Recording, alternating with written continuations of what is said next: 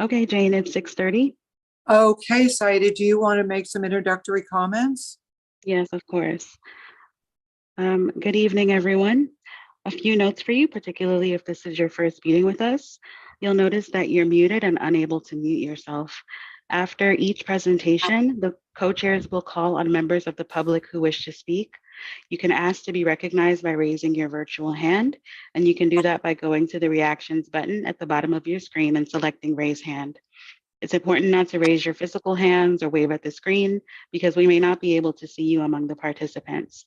If you're on a phone, you can raise your hand by pressing *9 and *6 to unmute. Once you're recognized by a co-chair, I'll unmute you and you may be prompted to confirm unmuting on your device. If you're using an older version of Zoom, you can access the raise hand feature by clicking the participants button on the menu at the bottom of your screen and selecting raise hand. The chat function is available for technical support only, not to ask questions of the co-chairs. You can send me a chat if you're having any trouble and I can walk you through any issues you may be having. Okay, Jane, back to you. Thank you very much, Saida. No problem. Good evening. This is the July meeting of the Landmarks Committee of Community Board 8. We have two applications that are on our agenda tonight. We will vote on the context and appropriateness of each application within the historic district. We are here only for context and appropriateness. With that, we're going to get started. The first application is, just so you know, we'll hear from the applicant, then we'll hear from the public, then we will go into executive session and formulate a resolution to present to our full board, which will be in person this Wednesday evening at Hunter College. So we're going to start with 985 Fifth Avenue, the Metropolitan Museum Historic District. Studio Sofield are the architects. A no-style building constructed in 1970. Application is to demolish the existing building and to construct a new building. Is the applicant here? Yes, they're both here. So who is going to be presenting? I will start. This is Ward Dennis from Higgins Quaysbarth and Partners, and Bill Sofield will be presenting as well. Thank you. So you may get started. I don't know if you want to do a screen share right away. Yes, we have a screen share, and Jennifer Tobias is going to share her screen. There we go. Nice. All set, Jen? Okay. Good evening, everyone. Again, my name is Ward Dennis with Higgins Quaysbarth and Partners. We're the preservation consultants for this project. I'm joined by my colleague, Jonathan Taylor, from Studio Sofield, Bill Sofield, Emma O'Neill, and Jennifer Tobias. Elliot Spitzer and Charles Marisi of Spitzer Enterprises are the owners and developers. And Jim Davidson from SLCE Architects is the architect of record for the project. Next, please, Jen. The project site is 985 Fifth Avenue, which is on 5th between 79th and 80th Street. The proposal is to construct a new building to replace the existing 1970 glass and concrete apartment building. Next, please. The proposed new apartment building has been designed with a classic Fifth Avenue apartment building in mind. In particular, we've been looking to the 1920s, 30s, and 40s for design inspiration and details. The proposed building will be faced entirely in limestone, with brick and limestone at the secondary facades. And the proposed building is as of right in terms of zoning. We're not seeking any variances or zoning waivers for the project. Next, please. 985 and 980 just to the south are located at the site of the former Brokaw mansions. The main mansion on the left here was constructed in 1887, and then on the right you can see two townhouses that were constructed just to the north for sons of the Brokaw family. All three buildings were designed by Charles F. Rose. The townhouses were constructed in about 1905. Next, please. The demolition of the Brokaw Mansion in 1964-65 was actually a very important moment in the founding of the Landmarks Commission.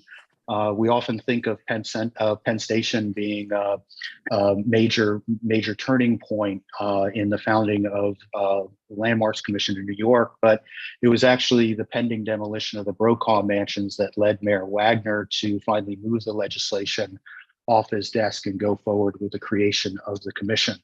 That happened in 1964, but unfortunately it was too late to prevent the demolition of the mansion or the two townhouses to the north. And our project site is the three northernmost row townhouses that you see in the photo on the left. Immediately to our north is 988 Fifth Avenue apartment building, which still stands today, obviously. Next, please. So the designation report for the Metropolitan Museum Historic District, which was designated in 1977, particularly calls out the mid-20th century apartment buildings as epitomizing the architectural development of the Upper East Side. Of note, the entry for the building itself only briefly describes the building designed by Wexler and Chimenti and built in 1969-70, and then goes on to spend a lot more time talking about the three buildings that were demolished. So clearly it was not considered a contributing building at the time. And next. And we feel that that is very much still the case. The existing building is set back fairly deeply from the street wall. It rises straight up the full height of 23 stories. It has glass balconies, metal spandrels that conceal through-wall air conditioners, and vertical brick fins. Next, please. And then I mentioned the setback. This is a detail at the base of the building with the driveway, which is also not a typical feature of a Fifth Avenue apartment building. I think you can see that in every characteristic. This is the antithesis of the classic Fifth Avenue apartment building. Next, please. And it was the classic Fifth Avenue apartment buildings that we really looked at and studied quite carefully in coming up with the design for this proposal.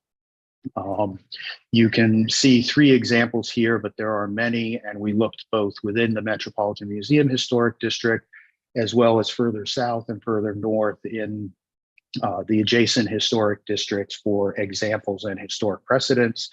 I think we're all familiar with the Fifth Avenue apartment building, but the two primary features, I think, of these buildings are, one, the materials, which is most often limestone, and two, the organization in the classical style of the base, middle, and top, very often with these elaborate crowns and setback penthouses that we see, particularly in 993 and 1040 Fifth Avenue, just as two examples. Next, please. We also see on many of the Fifth Avenue apartment buildings larger fenestration facing out to Fifth Avenue and overlooking the park, of course. A very good example of this is the second from the left at 2 East 88th Street, where you can see that the side elevation windows are much smaller, and then we get much larger windows as you get to the front facade facing out onto the park. We also see this at 880 on the far right. And here too on 880, you can see that there's a variation in window sizes across the facade that helps organize the facade horizontally. Next, please. Looking in detail at the main organizing elements, we often have 2, 3, or 4-story rusticated bases with pretty heavy rustication, and usually elaborate 2 or 3-story surrounds at the main entry. Next. In contrast, the shaft of the buildings are usually very taut and unadorned. And we can see that on 4 examples here, including second from the left, our neighbor at 988 Fifth Avenue. And while they're relatively unadorned and taut facades, they're not absent of decoration. The decoration often comes in the form of string courses, cornices, balconies, and the like. Next, please. And then the crowns of the building return to pretty elaborate decoration. They're very prominent features, particularly when seen from the park. Often symmetrical, but as seen in 834 in the center, there are examples of asymmetrical crowns. Next. And then at the rear of the buildings, often these buildings are visible from the rear. These are all views from Madison Avenue looking west.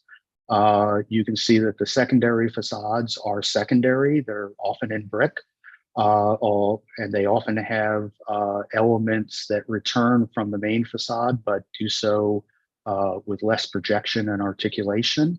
And you can also see that the crowns of the building often return to limestone. So the tops of the buildings really become three-dimensional. Next, please.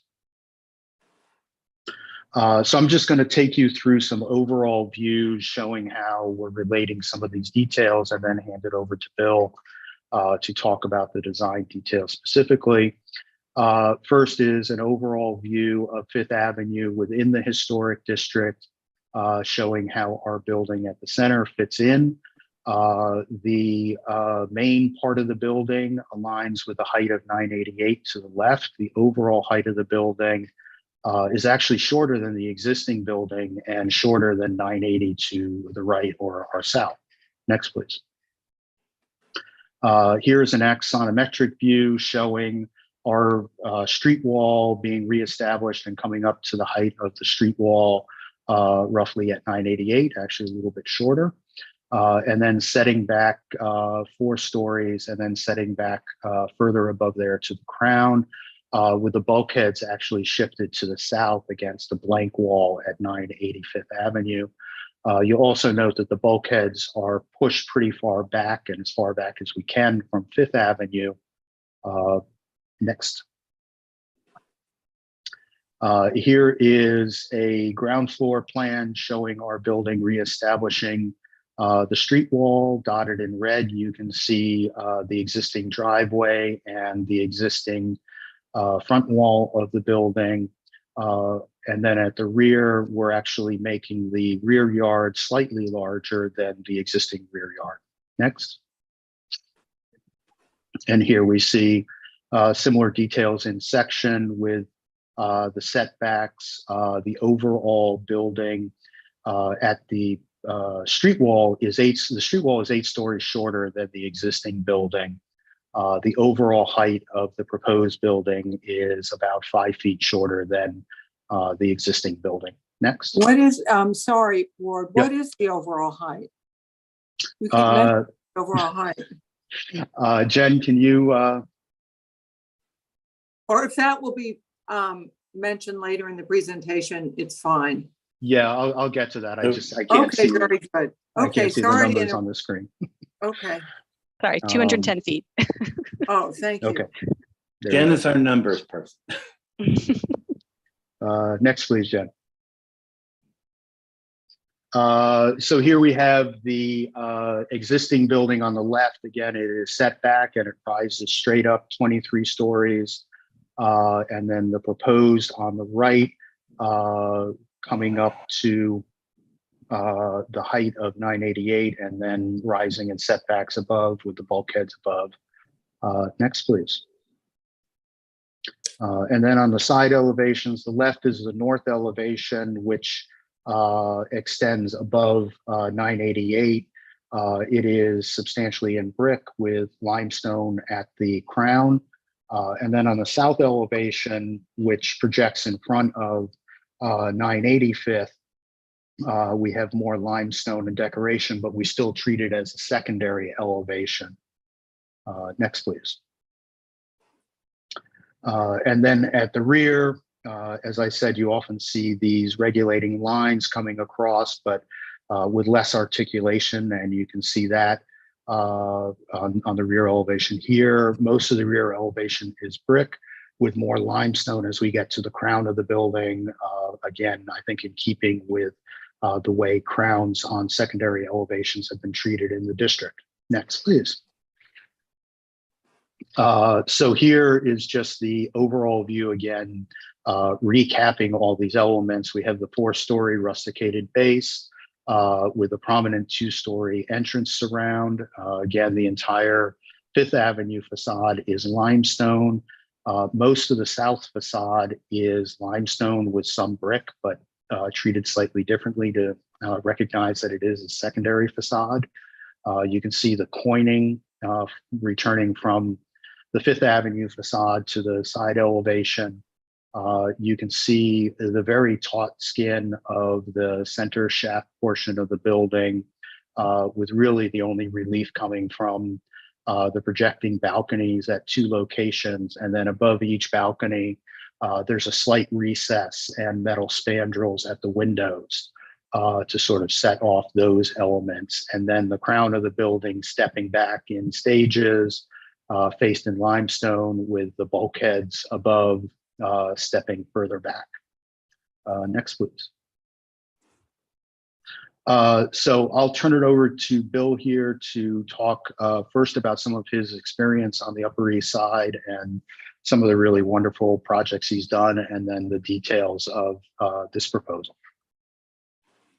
I'd like to thank the board. I mean, you do such an amazing job, and I've enjoyed participating over the years. One of the reasons I think we were retained is that Studio Sofield has, for over 38 years now, been contextualists, and regarding what the style, and we've done modern buildings, we've done log cabins, try to be very respectful of the environment. Recently, we did Beckford House and Tower, and you can see here that our lighting fixtures, somehow this block survived, and those globe lights all the way down the street made it with their Victorian storefronts. We thought that was a very important thing, and it may be obscure, but it's part of what I do. On the right-hand side, the ornament is derived from the Hungarian Baptist Church just up the street, which has beautiful terracotta work. And I don't know if anyone will make the connection, but thought that that was a nice thing to celebrate. On 79th Street, I again used grills that were by the same firm that did the gates of Buckingham Palace. And when I couldn't find anybody to carve the espalier Paris trees, which were called by many the damn vines, I kept doing it myself. So I'm extremely hands-on and was very happy which the community, how the community embraced this building.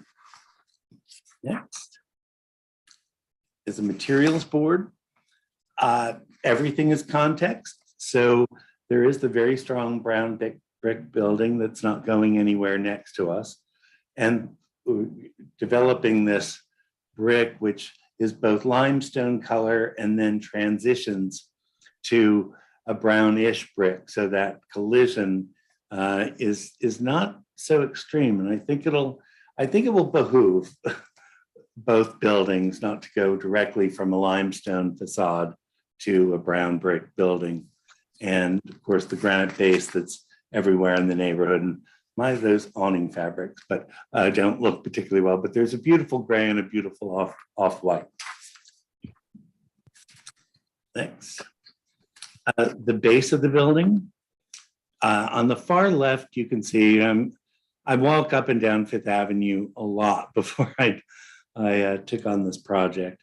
And rusticated bases are certainly everywhere in the neighborhood, but I took every measurement to make sure that they matched exactly the building next door. So the base, at least at the bottom, and the base and the curve and the OG molding all meet exactly, with the exception of this little space, which I'll show you later, so that it goes from a traditional, and buildings have to be of their time too, so did not want to replicate that exactly, just the rhythm, the spacing, this inset curve, refers a little bit to the neoclassical, and certainly the Met has an outward turn, so there was a little bit of a riff on that. But it also, in this particular light, captures the light and shadow, which we're very fortunate to have. Also, in the lower portions, the sidewall does return as limestone. I think it's a nice transition between the rather public space of there, and you can see two little windows on the lower level perforating it. Next, Jennifer. Again, front view. Whenever possible, to try to create some green space as a public amenity. I tried to do a combination of both evergreen and deciduous. The bollards, which are of the same stone as the building, some ornamental chain to be determined, but it's trying to create as friendly a streetscape as possible, especially since this building, the neighborhood it's in and across from that. Next one. Again, just showing the exact dimensions of the reveals so that we were sure to get everything right. A few of us went up there in some cold winter morning and did that ourselves. And then this slice, and we collaborated on the other Upper East Side buildings. So we'll certainly want to personalize it. Next. Again, just showing the details at where the coining at the top is in the middle section is very considered because it turns the corner and then creates that strong solid corner at where it turns into a sidewall. Next. On the other side, there's a beautiful rope molding, and it would be criminal to have the building slam into that and obscure it. So we cut that corner back, revealing that rope detail. Thought it was very important so that even though it is lot line, you would still be able to experience that rope turning the corner. Next. The planting, again, as I alluded to, very change of texture. Outside the frick, and I think the Knickerbocker, there are those pebbles set on end, that there would be a little bit of that textural change, and generous planting beds on either side. Not that interiors are a part of this meeting, but two really gracious waiting rooms, and the light goes through the building front to back. Next. The entryway itself. Again, 79th Street, I tend to have a lot of fun. The idea of this building being contributing back. So there's a dog bar at the entrance with sculptural birds sitting on it. And again, a little riff on what had been there before with the Brokaw houses, where there was a scoop detail, and those rondels were periodic throughout that reveal. So rather than two lanterns, which really seems to be a fairly modern theme on Fifth Avenue. Modern, I guess I mean after 1920. Thought it was nice to not have lanterns, and did an abstract grill, which plays on the 985 Fifth Avenue logo, and designed that numbering system myself. Next, Wizak. Okay, one of my pet peeves, getting dripped on by awnings. So this one slopes towards the front. So as you're a pedestrian, and the water is guided to that pole, which then is directed purposefully down to the street and curb. Next. Bringing back the idea of the 985 being fairly subtle at street level, and the metalwork will be painted metal, but then subtle gilt and silver leaf washes that will highlight the numbers of the building. Next. Again, kind of characteristic of what we do, even like these small service windows, there's a squirrel with a nut and a little acorn down at the bottom with it. So again, even something that's a necessity becomes, I don't know. For me, it's like you want to bring joy to people, and I do find even some of the historic buildings to be pretty severe and off-putting. So to the degree to which we could give back and have a little amusement, try to do it. Next. Okay, this is an important one. I wore a sandwich board to protest the demolition of the old Crest department store on Fifth Avenue.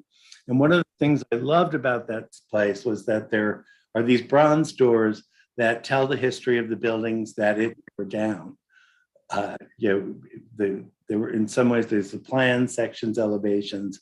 And I thought, given that this building pretty much started the landmarks, the site landmarks movement, that it would be appropriate to show the Brokaw houses in some way.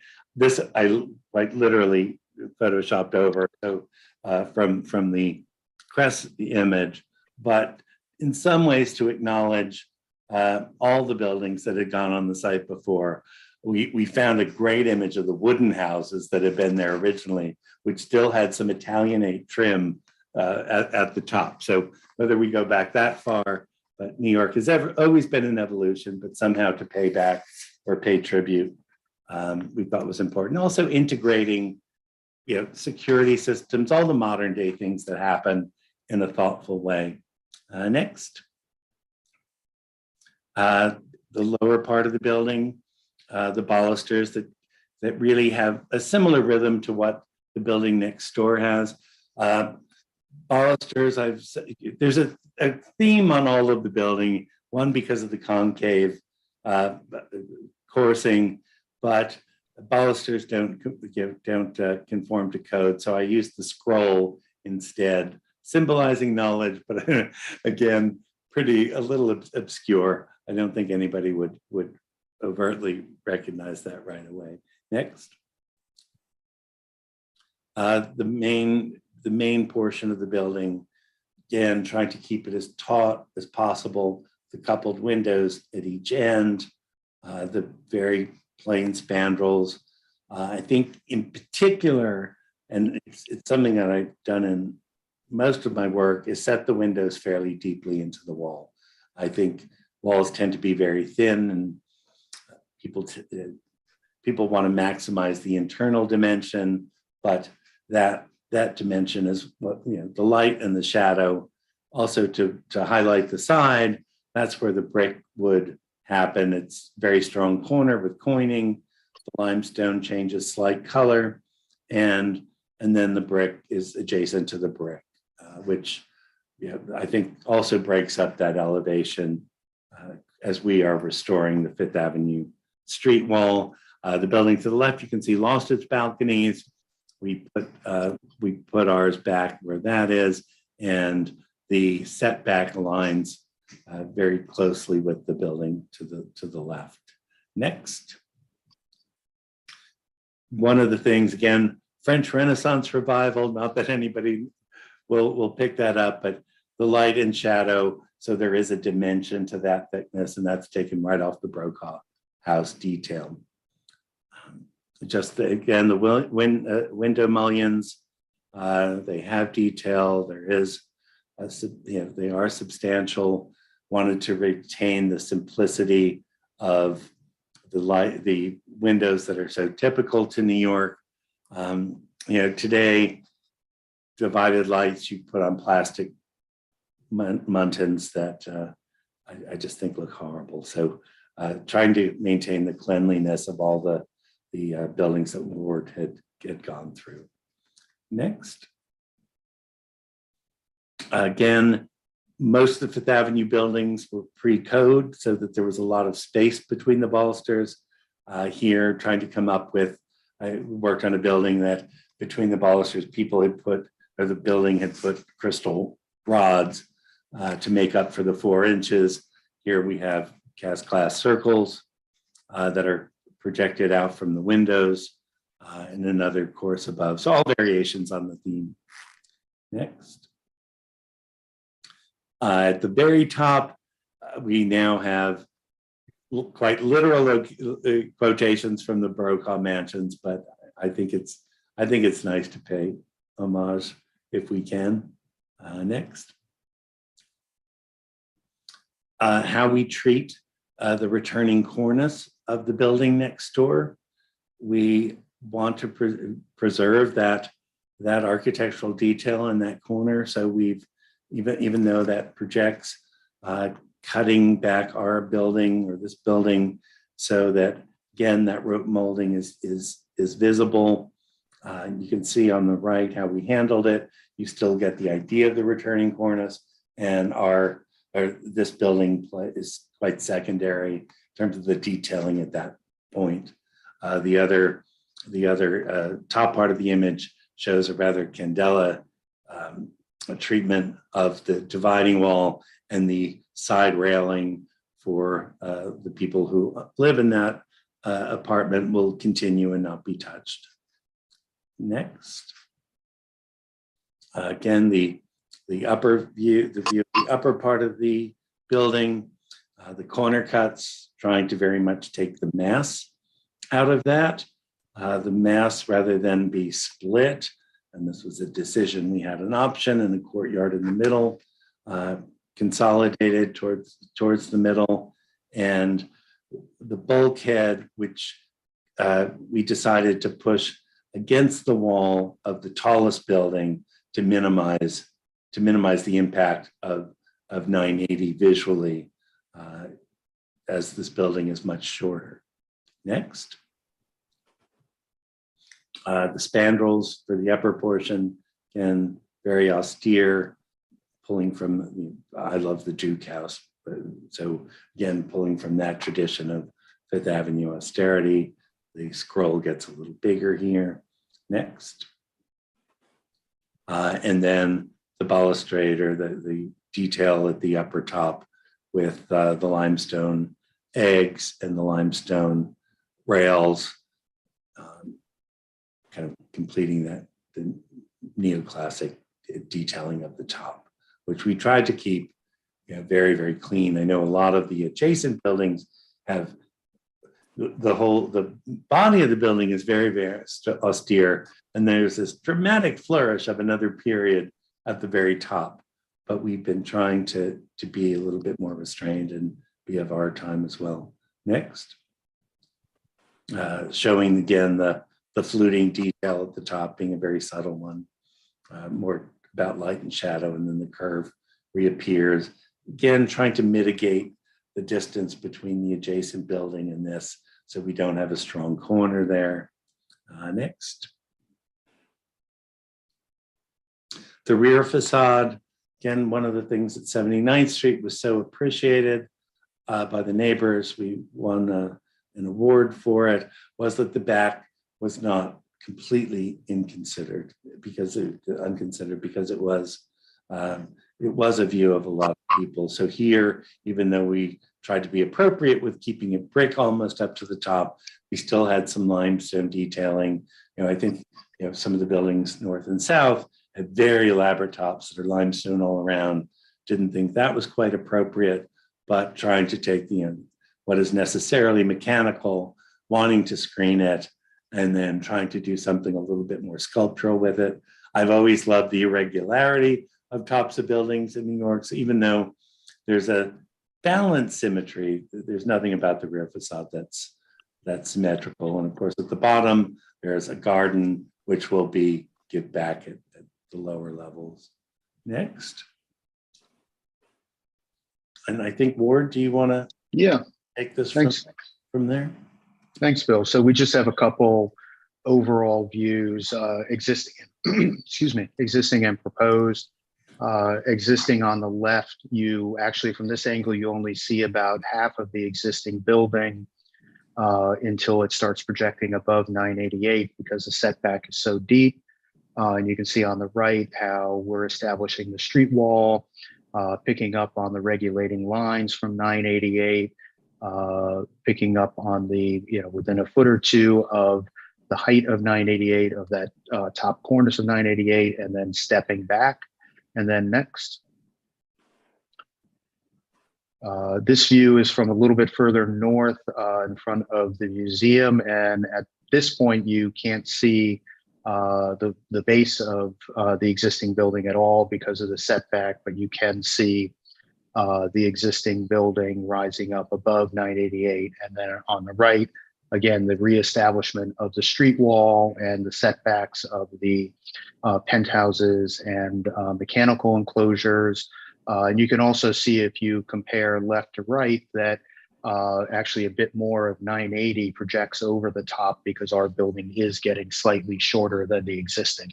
Next. And here's a view taken from within the park showing 988 to the left, 985 at the center, and 980 to the right.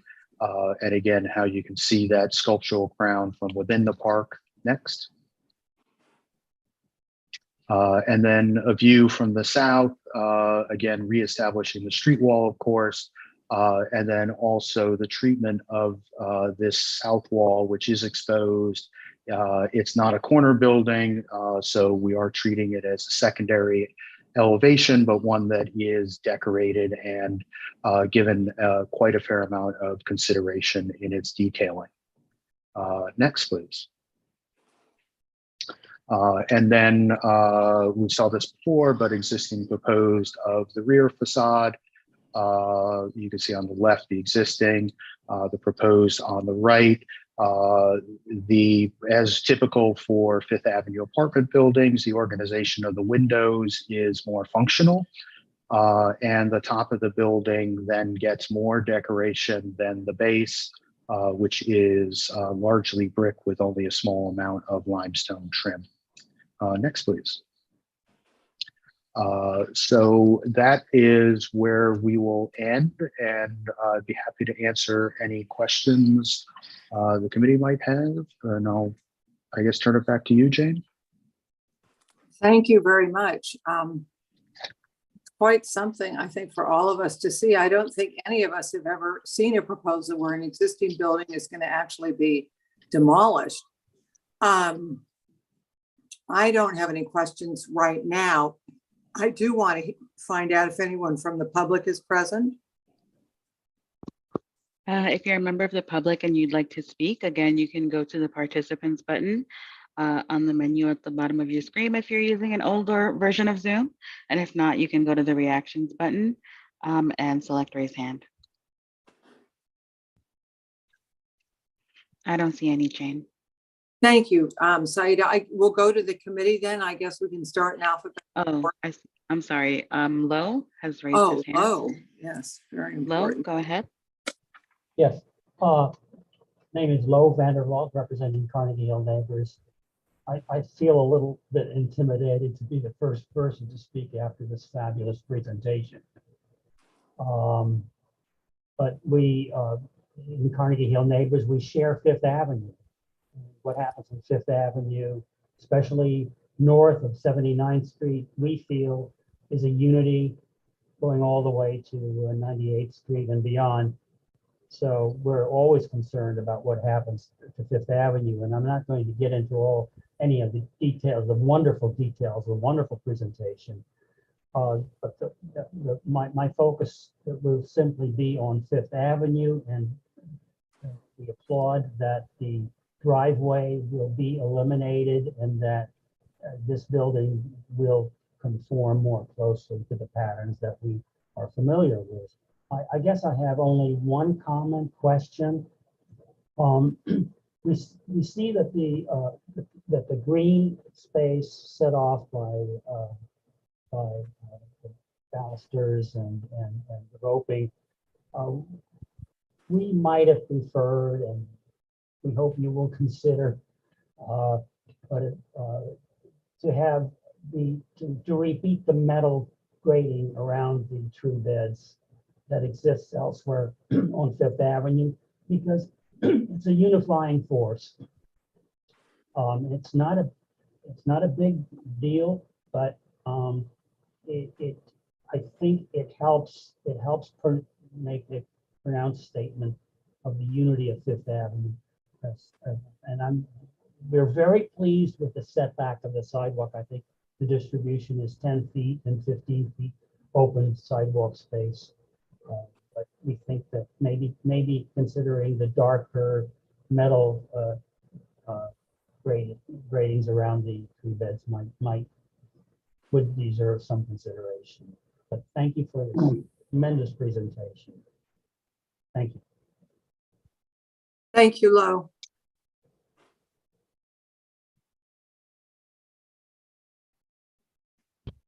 Jane, did you want to go to the committee? Yes, we can go to the committee now if no one else from the public is present.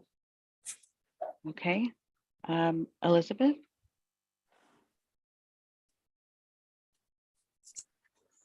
Yes, I was astonished with Jane. I don't think I've ever seen a building, an apartment building. I've seen a lot of houses torn down. I think this has been an excellent presentation. I think it's obviously tremendously well thought out, trying to create, I guess, a 1928 apartment building now. I certainly prefer them to the glass boxes we're getting. And I think you have done a wonderful, thoughtful job. Are the windows,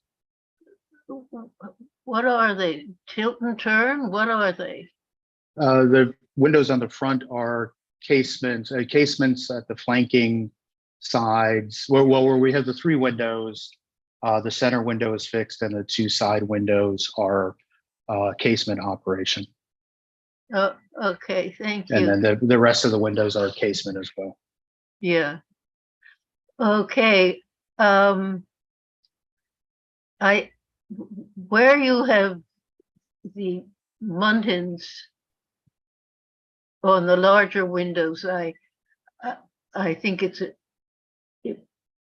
provides the texture that's very common to the fenestration on buildings of this type. I don't know what you should do with the others. I think because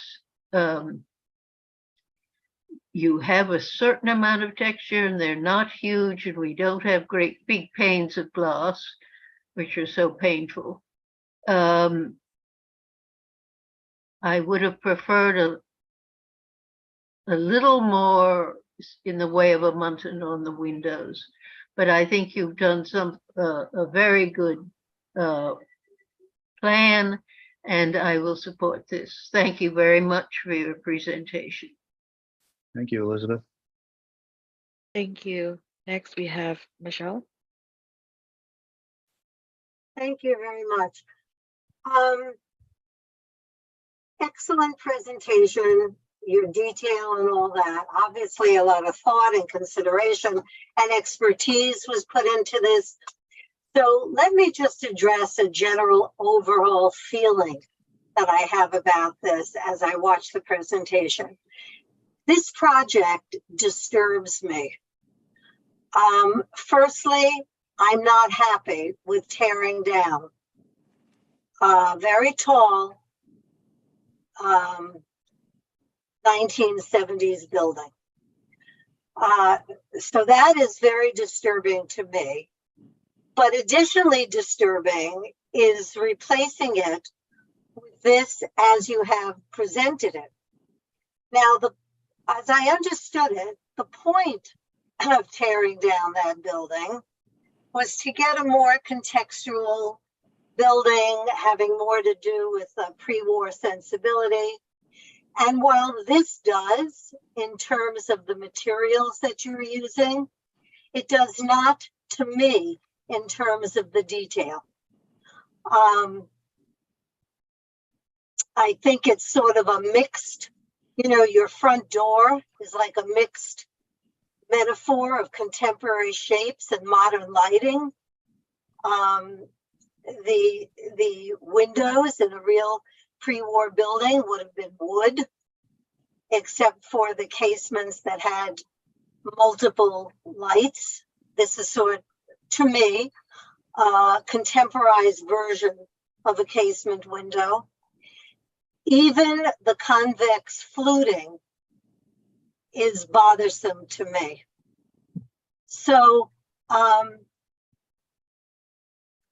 that's just a few of my comments for the front facade. The rear facade, if you want to go to the rear facade, and then the north facade, the rear facade with the gardens, very commercial, very institutional looking to me. There is a lot of organizing, but to me, it makes it very institutional. And the north facade, which is on the left in this picture, I believe, is to me, is too scattered and unorganized. So in general, I'm not happy with the concept and the tear down, and I'm not so happy with the replacement. Presentation was excellent, but at the end of the day, I would not want to see that building torn down and this one put up. Not only for contextual reasons, which is the reason that we're here today, but in terms of everything that would go into tearing down a building of that height and replacing it. But aside from that, I may have more questions later, but at the moment, I think those are my comments. Thank you. Thank you, Thank you. Michelle. Alita, you're next. Thank you. And thank you for your presentation. I'm charmed by your interest in giving back to the community, which is appropriate, and by some of the detail, but I have to agree with Michelle, not so much on the demolition, but on the effect of this building. It's quite massive looking. To me, it feels like something, and I know you put a lot of thought into it. You explained everything that you've done, all of your decision making.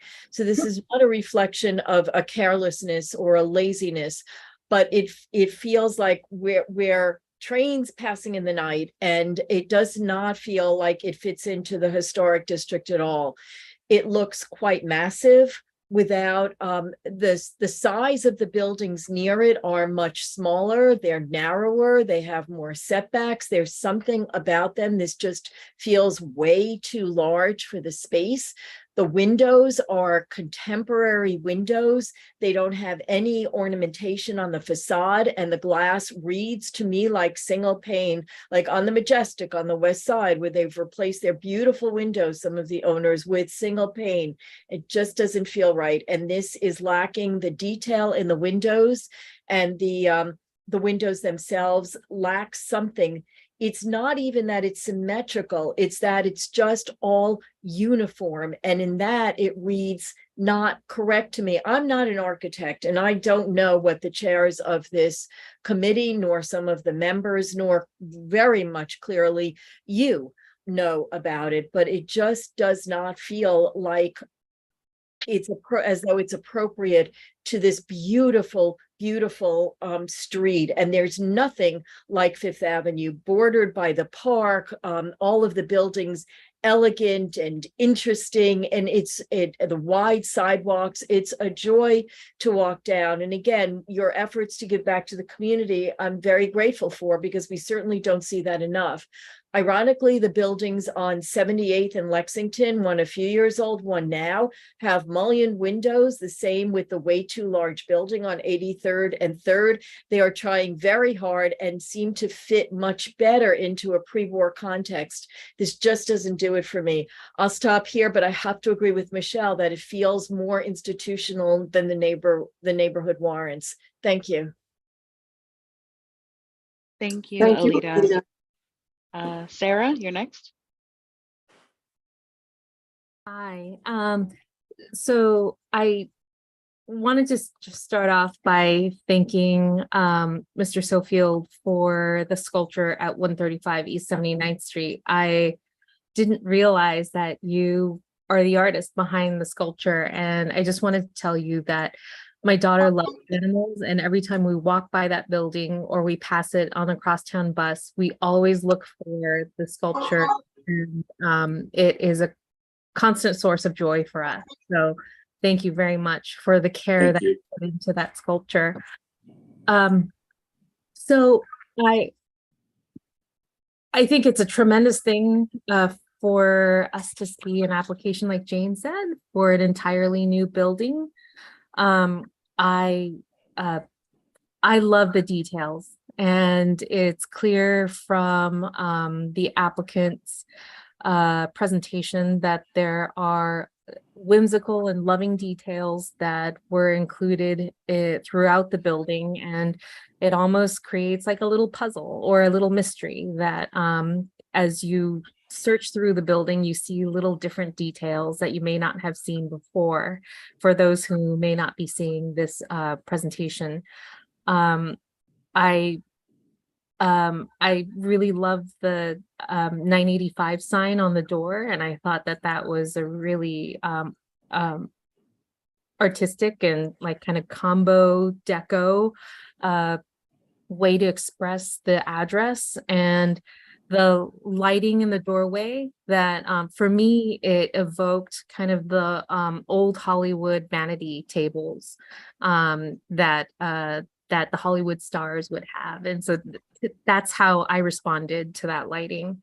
And of course, the service door homage to the buildings that were there prior. And there's just so many wonderful details to this building. And I really appreciate the applicant's care in given the opportunity to design a completely new building, that they've given us something that I feel is additive and beautiful and will be charming for those who are passing by.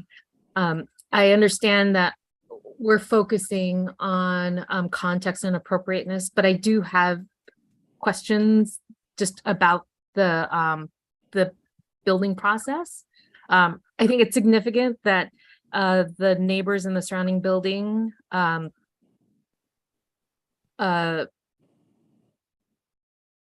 haven't come to express any concerns about the lot line windows, but I did want to ask about the lot line windows that would be covered up by 985's new building, if there has been any response to that from the neighbors. And the other question I had was, what happens to the residents in the current building as the new building is being built? And just to make sure to urge the project managers to have a process in place for the neighbors of the surrounding buildings as demolition is happening and as the build is happening, because it will be a tremendous process, and that as much as we'll enjoy the final product, that that hopefully the neighbors will be able to live through the process as well. So David and Jane, if you'll permit those two questions, those were the ones that I had. Thank you. If I may, there's a member of the public, Caroletta, I think, who's having trouble raising her hand. Caroletta, you should see something to Before confirm. we go, before we go to the member of the public, maybe Ward could answer the two questions about that Sarah had. Yeah, Okay. excuse me. Thank you, Sarah. Those aren't landmarks questions, so I'm actually going to ask Charles Marisi from Spitzer Enterprises to address those. If we can unmute him. Charles, you should see something to, there you go. Okay, yeah, regarding the windows that will be blocked on 988, we've fully engaged with the residents of 988, some of whom I see at the meeting here. And we've been negotiating and have an agreement with them, fully accommodate each other as we progress with the project. And as far as the current residents, it's a rental apartment house. Obviously, we'll honor the leases as we need to until such time as the leases terminate. And when we have possession of the building, we'll start the work. Thank you. Thank you, Charles. Okay. So Saida, we can go to the additional member of the public. Okay, Caroletta, you can confirm unmuting.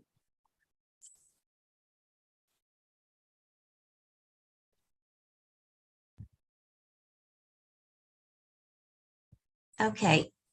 Can you hear me? Yes. I was just going to. State your address. Could you state Oh, your okay. Carlotta Jacobson. I'm a tenant at 985 Fifth Avenue. I've lived here for over 40 years. I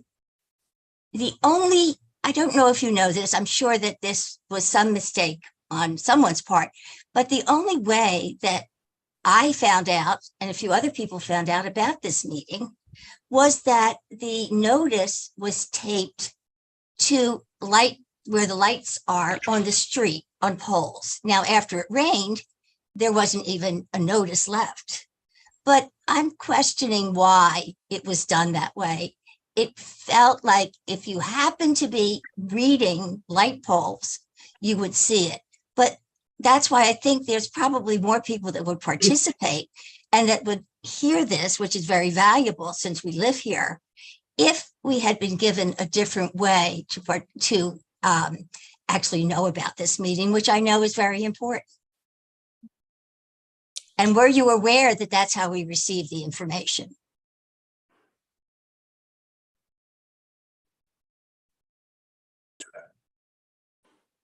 I'm trying to trick this question. Charles, We also, I'm sorry, we have a raised hand from Alita. Maybe she wants to speak to this. Alita, go ahead. I'm really troubled by what Ms. Jacobson said, that the tenants who live there didn't know about this meeting and had no opportunity, I'm sorry for the lack of visual, and had no opportunity to respond and to come and to let their voices be heard, is really disappointing from an entity the size of the architects and the owners and the owner here. And I just think that that should be given consideration by this committee, and perhaps this should be tabled and we should meet again in September when the tenants have an ample opportunity to prepare and to attend this meeting about this project. Thank you. Thank you very much. Ward, can I speak to Charles, that? yeah, no, I was going to say Charles can address that, but and Saida maybe too, but we follow the community board's posting requirements around the neighborhood and to buildings in the neighborhood. So that's exactly why we post the notices, and I think that's why the community board requires it. I would say more common sense here was called for, that people live in this building, their lease will, I'm sorry about that, the lease will not be renewed, and they have an opportunity to weigh in, and so do other people from the surrounding area. I don't know why notices. Alita. And I'm sorry, Jane, it's just.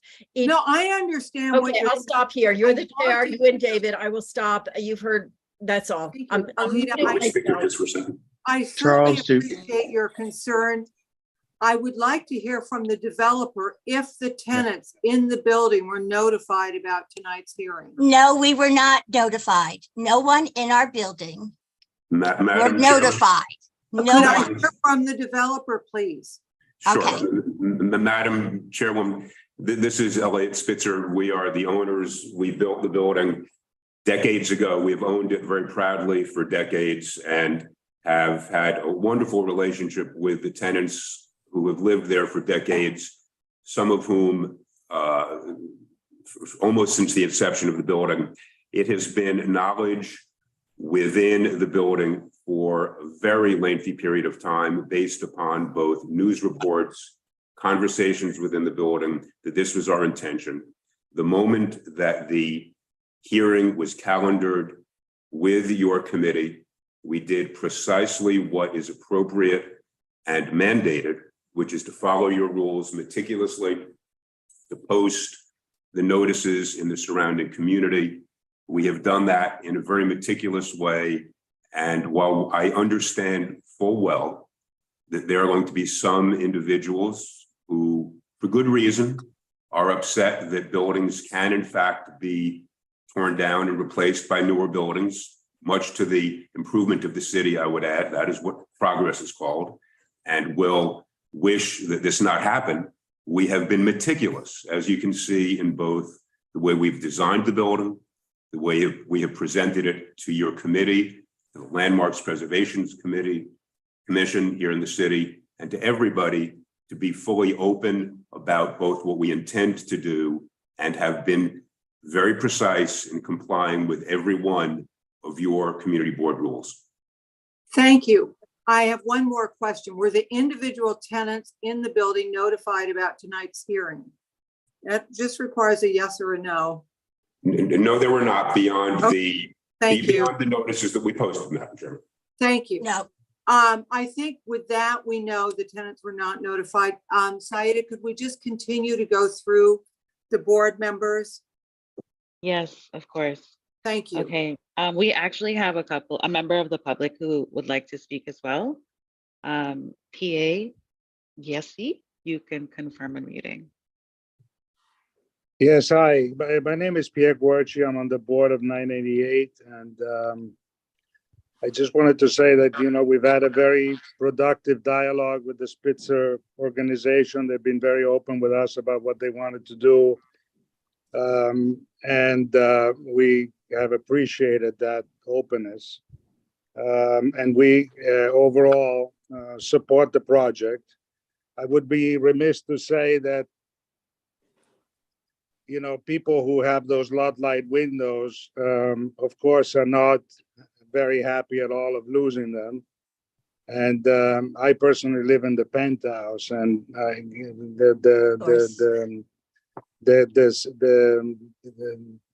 the new project basically would block my south exposure on the where the balustrade runs around the corner there. So, but overall we do support the project, and we appreciate the openness that the Spitz organization has showed us in having an open dialogue. But again, with regards to specifically some of my fellow unit owners and the lot line windows, including me, that's something that we're obviously not very pleased of losing. So that would be my comment there. Thank you very much. Saida, are there any other members of the public before we go back to the community board? I don't think so. Landmarks committee members. Okay, well, let's continue with Landmarks committee members. Thank you. Okay. Judy would like to speak. Let's go to the committee members, and we'll go to Judy at the end. Okay. Thanks. Sarah? I think Sarah spoke. Didn't Sarah choose to speak? Yes. Okay. Anthony? Okay. Thank you, Saida. It was an excellent and thorough presentation. I'm going to apologize in advance, Jane and David, for a comment and a question which do not specifically speak to landmarks. One is the comment that we are replacing here a number of apartments, admittedly market rate, with what, by my count, and I could easily be wrong, is 23 apartments.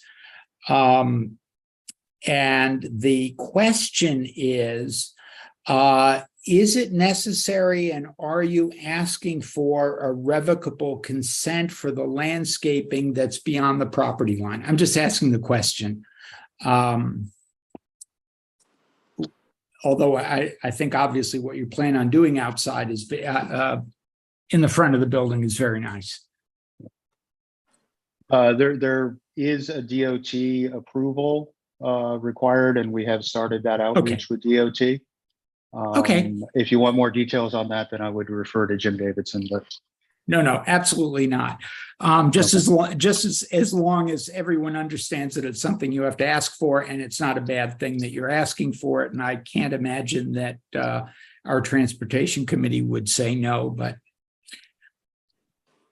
okay, I think ironically that this building feels neither fish nor fowl to me.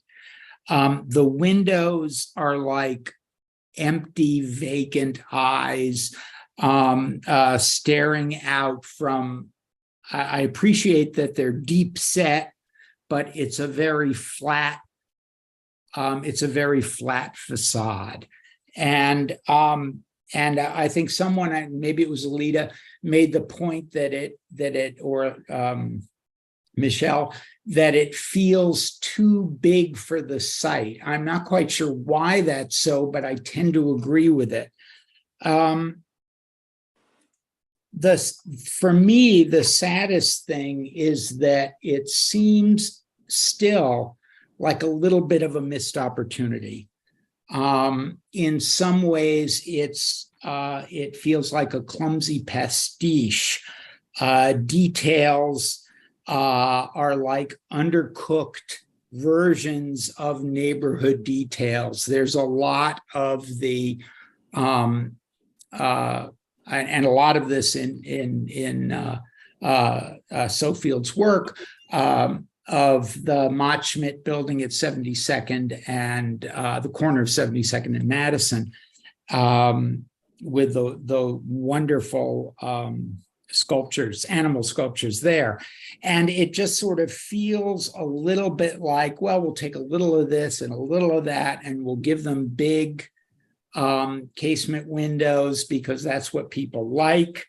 I think that there is also sort of working against the building, a kind of, there are humorous details, the squirrel, the dog fountain, but the whole building lacks a kind of playfulness that a lot of the really best of these Fifth Avenue buildings have.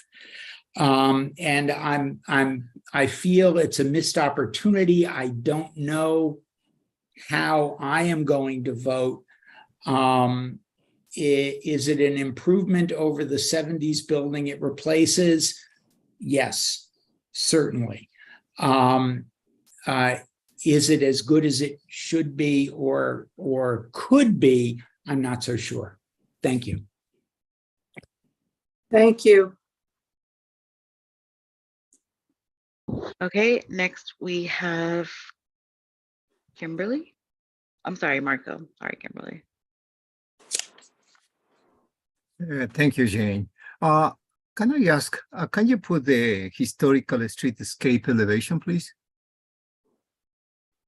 While you're looking for that, I'm going to say, hello, Governor Spitzer. I always vote for you, and always I appreciate what you did for the state. And thank you so much. I had to tell you also that you're in good hands. These professionals, they showed a lot of professionalism. They were very hard. I had to applaud that. And I think this proposal is an eclectic proposal, and of course better than the existing, without no doubt. But this is a new building that you are not bringing nothing from the historical fabric to the community. You create something that you try to match with the character of Fifth Avenue. Yes, you explain the professional, the three parts, the traditional part of the architectural classic, the base with the fluting, which basically I think is more an inspiration of Mr. Rosario Candela and the project at 72nd Street. It's very close. And I like that. I have to acknowledge that part. And then unexpectedly, you start matching the adjacent building. And then when it is not convenient anymore, then you go always as of right of development, which is 210. But this is what I put it, this streetscape. As you see it, this is the character of Fifth Avenue. You shouldn't go, if your intention is to match something within the historical district, now you have a chance to make a statement, because you see there are just only a few buildings that going beyond the probably 18 stories, probably 17 stories, and that probably make me feel uncomfortable in your proposal. And I think my best bet in this case is you take a lot of modern details, such as the windows, which is you have the right, because we cannot bring anything from the past because do not exist and never exist. So my perception is, I think this streetscape is telling the truth, that it doesn't match in the neighborhood. Yes, it matched what you had, which is basically it was unpleasant, but now it doesn't match. And thank you so much.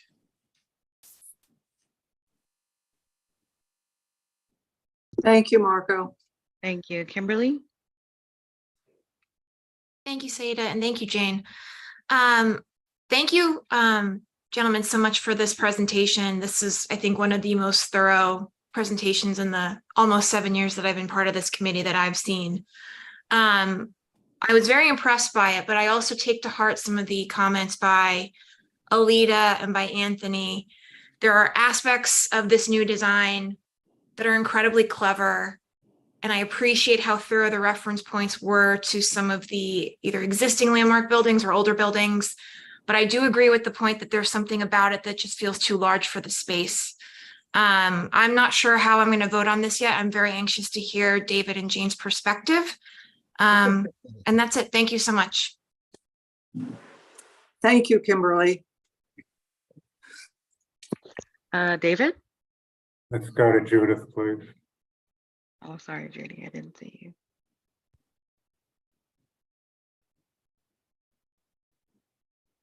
Yes, I wanted to say that I thought it was a very thorough presentation, and I agree with a lot of the comments that Sarah made. And I just have a question relating back, because I'm a little confused, to what Anthony said. How many apartments are there in the present building, and how many apartments will be in the new building? Are we losing units? And then my other question was, do they have any idea when they will start, and how long will it take for them to complete? Charles? We are losing units, but I don't have the exact numbers. I'll defer to Charles.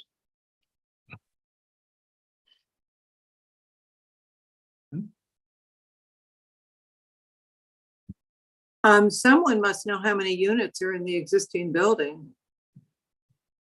47. 47, thank you. Charles is 20. muted. Yeah. 22, I think. 22 in the proposed, yeah. Okay, so we're losing a lot of units. It was the second part of your question that I really couldn't answer, so. Okay. All right, maybe it's too soon to ask that. Jane, I have a question for you and David, and maybe for the community board. I mean, these people obviously followed everything we asked them to do. They posted on the land post. They spoke to their neighbors. However, they didn't tell the people in the building. They didn't post a notice in the mailroom of the building or in the lobby of the building saying that this meeting was occurring. So maybe for projects of this type in the future, that the community board ask the presenters that they notify the people who live in the buildings that are affected. They did a very good job of contacting their neighbors, but not the people in the building, which they weren't instructed to do. But I think that that's the community's board's responsibility to instruct them to do that. So that's a suggestion from me to you folks, however you want to handle it. Judy, it's a wonderful suggestion. This is a very unusual application. We've never had an application like this before. But I think common sense would dictate that the tenants are perhaps the first people to be notified about our hearing. And I would think, and I'm sure the developer, these are very smart people, are aware of that. But thank you. I think if it comes up again. So then it's very easy for the community board when there's something new and there's an existing, for the community board to put that on their sheet of notes to the applicant to say, please notify your residents. We did submit a map to the community board that shows all the locations where we posted flyers. That included every corner and in front of the building. But Ward, that's not what I'm talking about. I'm talking I know. about the community board now, that we should change our procedure. And in the future, your note is well taken. We're not going to argue about it. And the applicant, your point is well taken. I think we're going to go to David. Did you have another question, Judy? No, they don't know about the start and complete. Maybe they know how long it takes to build this. Did you want to, did the applicant? Charles can answer that, yeah. I think they're, can you send an unmute request to? There we go. Can I Fine. before Charles speaks to the duration of the construction, which obviously is something of an elastic question and answer, as I think we all appreciate, I just want to speak to the issue of notice just a bit. Because as I said before, we were not only meticulous in complying with your rules, which I thought was appropriate and necessary, but I did speak to both the city council members who constitute Community Board 8. I called them and gave them specific notice. I said, this is going to be on the agenda. We don't know when, but I want to give a heads up to the elected officials so that people will be on notice. I believe in full public participation. And frankly, I could think of no better way to do that than to reach out to the city council members who, as I understand it, have some role to play in the constituency of this committee and the community board, and to make sure that there was full knowledge. And so I don't want anybody to think. This is why the board has to make that a rule. Judy, let him finish speaking, please. Sorry. So I just want it clear, because I think it's important. There was not only no effort to slide this through in dark of night, just the opposite. And Alita, I hope I pronounced your name properly. I fully appreciate your concern, and I don't expect to persuade you, but I just want you to understand the tenants in the building have known for a long time that this was in the offing, and we only knew of the precise date when we were put on the calendar. And we have posted, you have posted the full presentation online with all of this. So I think notice has been fulsome, as it should be, and I would always do it that way. So I just wanted to make that clear. We're now going to go to, thank you. We're going to go to David Halpern for his comments, and then I will have a couple of comments. Well, first I'll start with an observation. This committee seems to be moving further and further from appropriateness and worrying about when we cover lot line windows, when we inconvenience tenants and so on down the line. And I'm not saying those aren't issues that we should be concerned about, but that is not our primary role here. But the fact of the matter is that I don't care how many units are lost here. This is replacing a market rate building. Our community board is extremely concerned about affordable housing. This is far removed from that. And if we lose a few units that are market rate rental units, I just don't see that as a cause for great concern, particularly when you look around the city and you see how much is being built.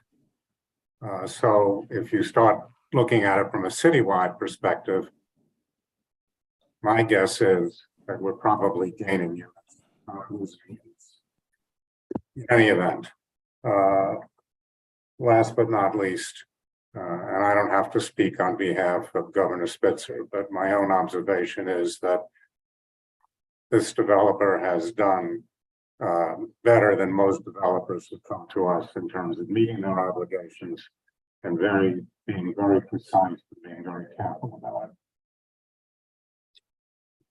The building itself, I've always had an admiration for Bill Sofield.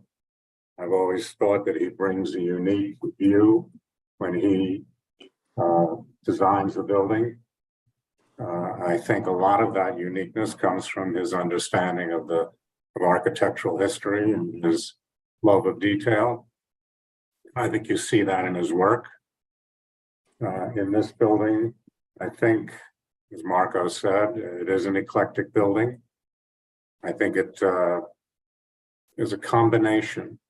It is not a replication of a 1920s building, although that's part of the inspiration. It also definitely has a modernist character to it. And I think that the modernist sensibility, as well as looking to the 20s, to the 1920s, makes for an interesting building. I think the building also reveals itself, and it's the kind of building, as you walk along the street, time and time again, it will reveal itself in different ways as you notice some of the details. I think I'm a big supporter of as of right buildings, and I'm always hopeful that developers will be sensitive to the context when they do an as of right building. I think that it's true that this building has a lot of bulk to it. However, it does step back, and there is a gesture made to an understanding of that it's important to deal with that bulk. I think when you're experiencing this building walking along the street, you will not feel the bulk to that level. I think when you're seeing it from Central Park or maybe from Madison Avenue, you'll see a little more bulk than perhaps ideally we would like to see. On the other hand, as you look at that streetscape, this is not the only building that is a taller building than the other buildings along Fifth Avenue. And it does meet the 210-foot height that seems to be the magical height that our community board would like to see on the avenues.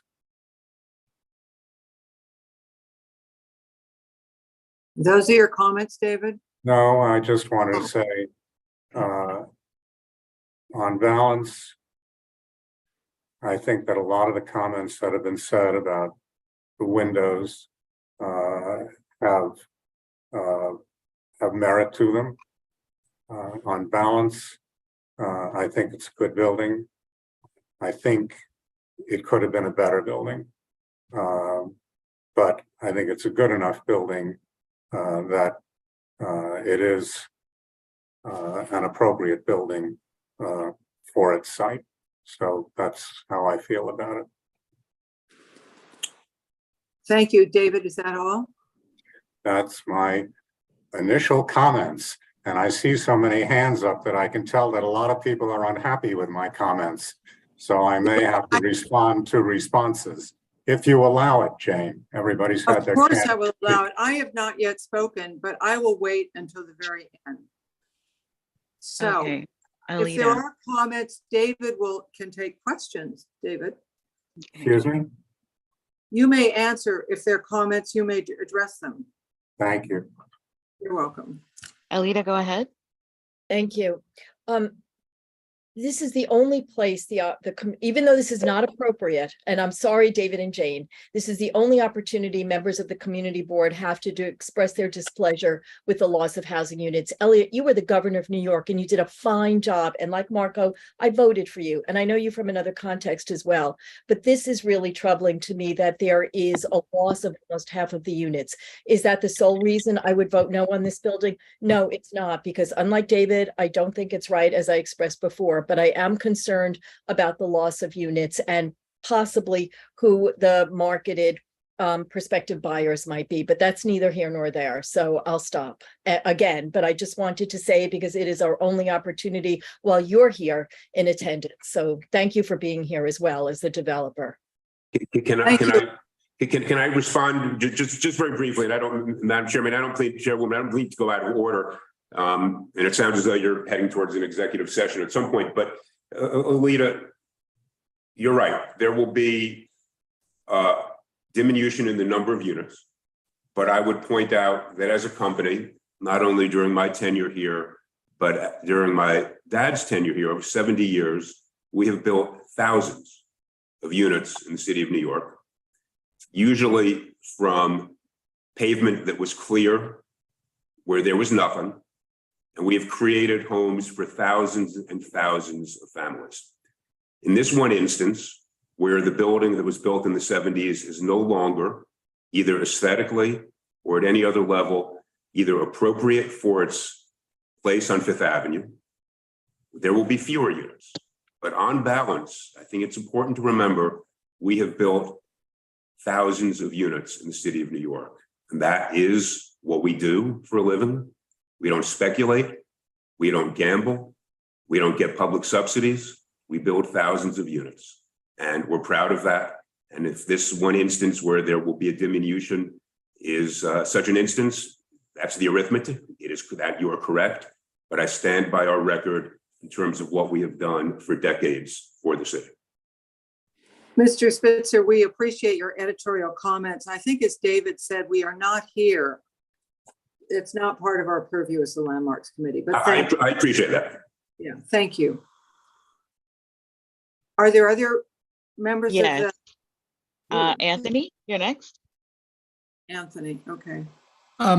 Very quickly, completely a sidebar that does not in any way, ironically, will not in any way affect my my feelings about the project. But when I went on the HPD site, it described the current building as rent regulated. And I'm just, as a minor correction to David's market rate characterization, I actually don't know what you plan on doing with it in the future. It doesn't matter. That was just the comment. And I think that as a past supporter of Governor Spitzer, as David said, it's okay. It's an okay building, but I wish it were better. Thank you.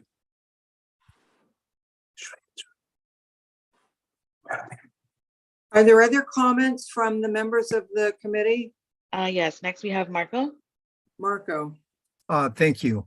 I'm going to reinforce the comment that David did about the density. I think one of the biggest problems that we have in our community is CB8 is the largest density community in the entire country. So this is why sometimes I prefer to have low density, like in this case. I think the location, this is a wealthy enclave that help us to balance the excessive people that we have in our community. And I think in that direction, I think I do not have a problem with the reduction of dwelling units. On the contrary, I think it helps us to reduce our highest density in the city. Now, well, I had to be in disagreement with David. Is just only I purposely I asked for the streetscape elevation counted 1, 2, 3, 4, 5, 5 buildings, included the corner building, except the applicant. So it's 5 buildings. The rest is almost lower. Is very low in height, and that's the only comments I would like to do it. Thank you. Thank you, Marco. Are there other comments from committee members? Yes, we have Michelle. Okay, thank you. Go ahead, Michelle. I'd like to move to table. Do we have a parliamentarian here? David, do you know if that's, I think Yes, we you have to have vote. to vote on it. I If think it's seconded, you have to consider it. I think Michelle is correct. If somebody seconds it, then we have Marco to is vote. seconding. Excuse me? Marco is seconding. Michelle, I haven't made any comments yet. I think it Do should we have be. to take a vote before? I wish, I'm not a parliamentarian, so I'm a little bit, I'm out of my depth. Jane, once it's been made, it has to be voted on. Quite frankly, I think it's unreasonable because the developer has. But it's not debatable. The developer's going to move on anyway. So what good is it to table? Well, only is he scheduled for landmarks? Landmarks will not wait for us. I'm asking if he's scheduled, if he's on the calendar. Yes, we are on the calendar, When is that? 25th. Of July? Yes. So that's in that case, I withdraw the motion to table and Thank you. replace it with a motion to disapprove. You can't until Jane has a chance to speak.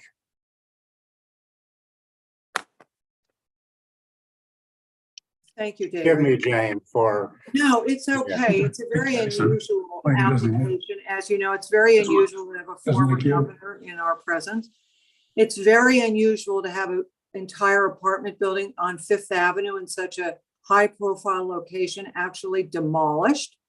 It's very unusual in so many different ways that I want to make sure that everybody who's on the Landmarks Committee has a chance to speak, because we will not have a chance again.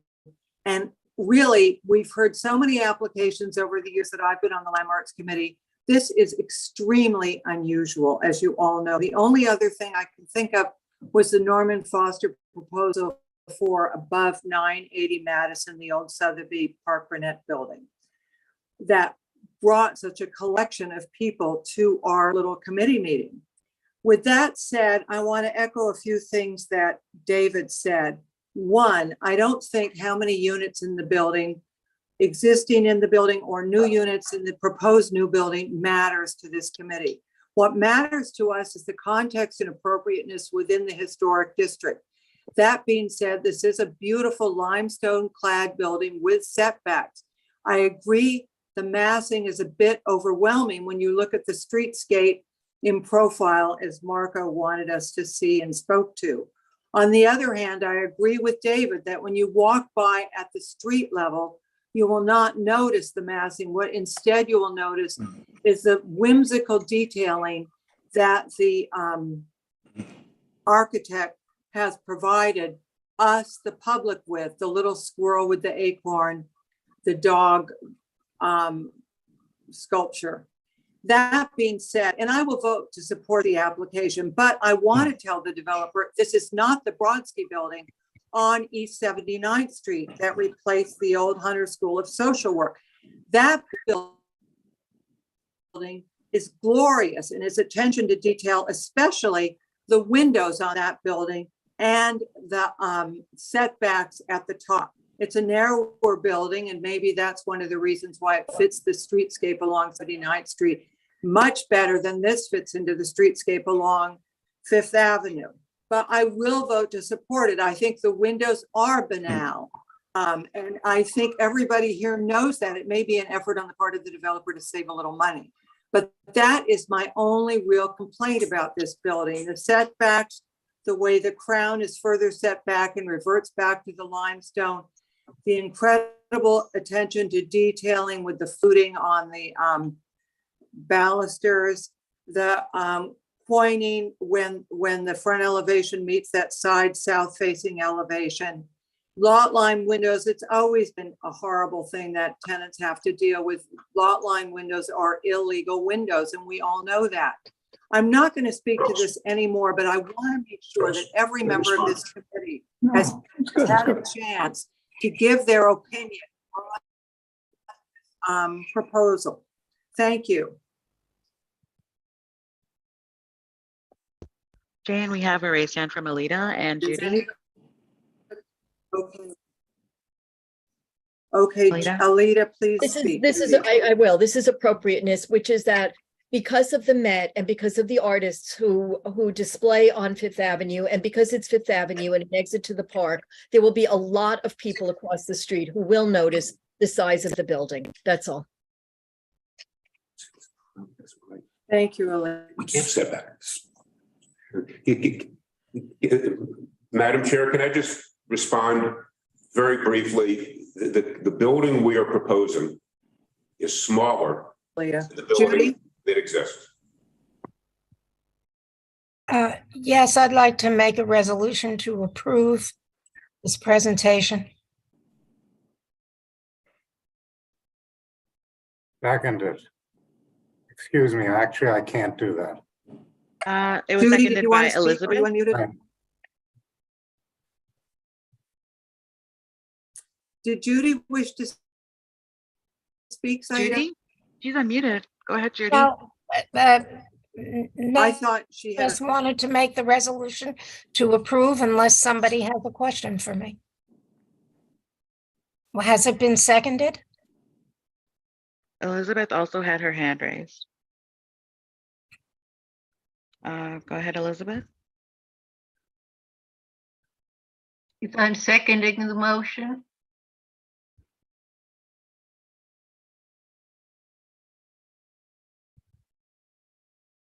Okay. Jane? David? Okay, we have Michelle.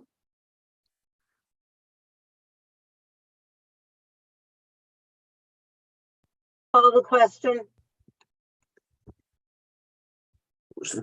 Call the question.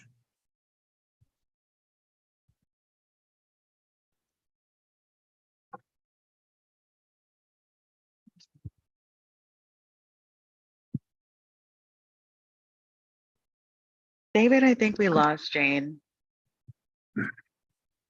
Well, then, let's see how the vote goes, and let's see, and hopefully Jane will come back to us in the meantime. Okay. So let's start at the beginning, but hold off on me till the end. Okay. Alita? I'm sorry, Elizabeth? Elizabeth? yes, Okay. Michelle? No.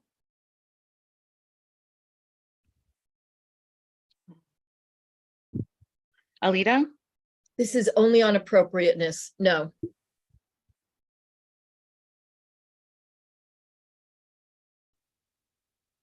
Kimberly?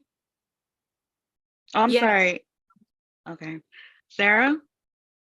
Yes. Anthony? Anthony? Yeah, I'm thinking about it. Pass. Judy? Yes. Kimberly? Yes. Okay.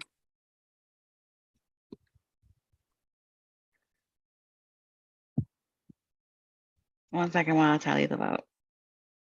Oh, You have Marco. You didn't call on Marco. Oh, sorry. Marco?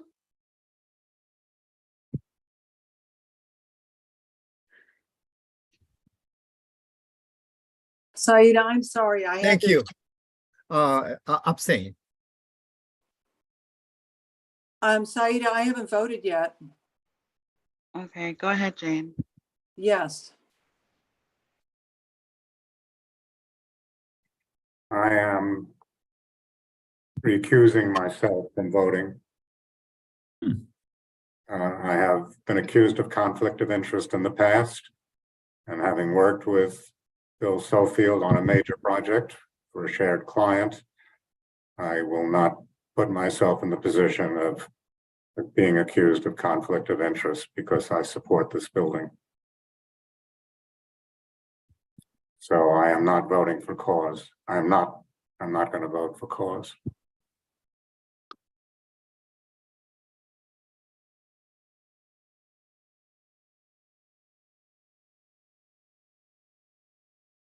Okay, if I may, I'm Before you sorry. tally the vote, did I vote the right way? Is this an approval or disapproval? It's an approval. Okay, so I voted correctly. Okay, and I think there was one pass.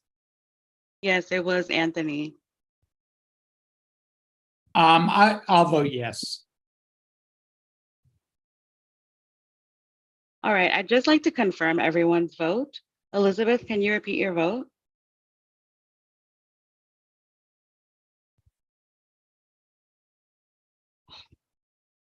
I voted yes. Michelle? No. Alita? No. Okay. Sarah? Yes. Anthony? Yes. Okay. David, not voting for cause. Jane? Yes. Yes. Marco? Abstain. Okay. And Kimberly? Yes. Okay.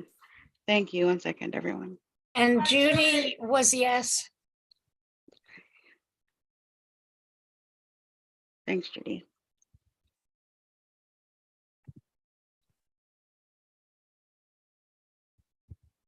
We have 5 in favor, 6. 3 opposed, 1 abstention, and 1 not voting for cause.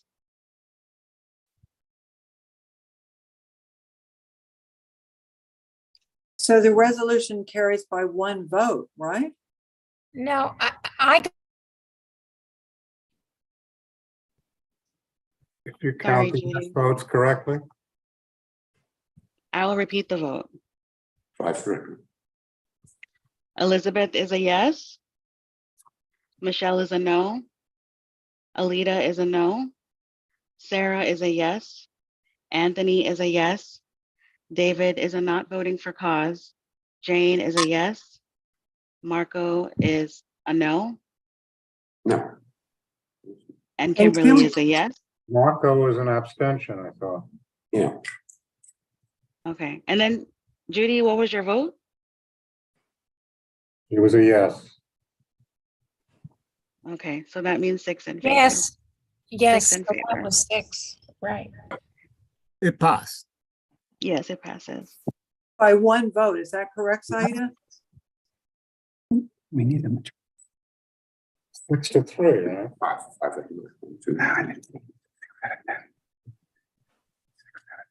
I mean, it's 6-3. Yeah, 6-3. But an abstention counts as a no. Okay, so Yes. 6-4.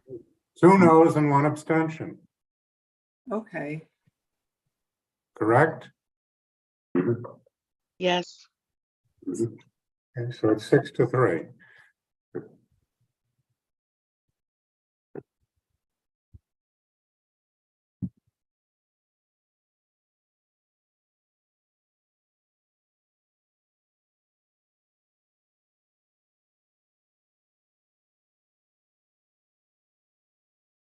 Okay, would you like to move on to the next application?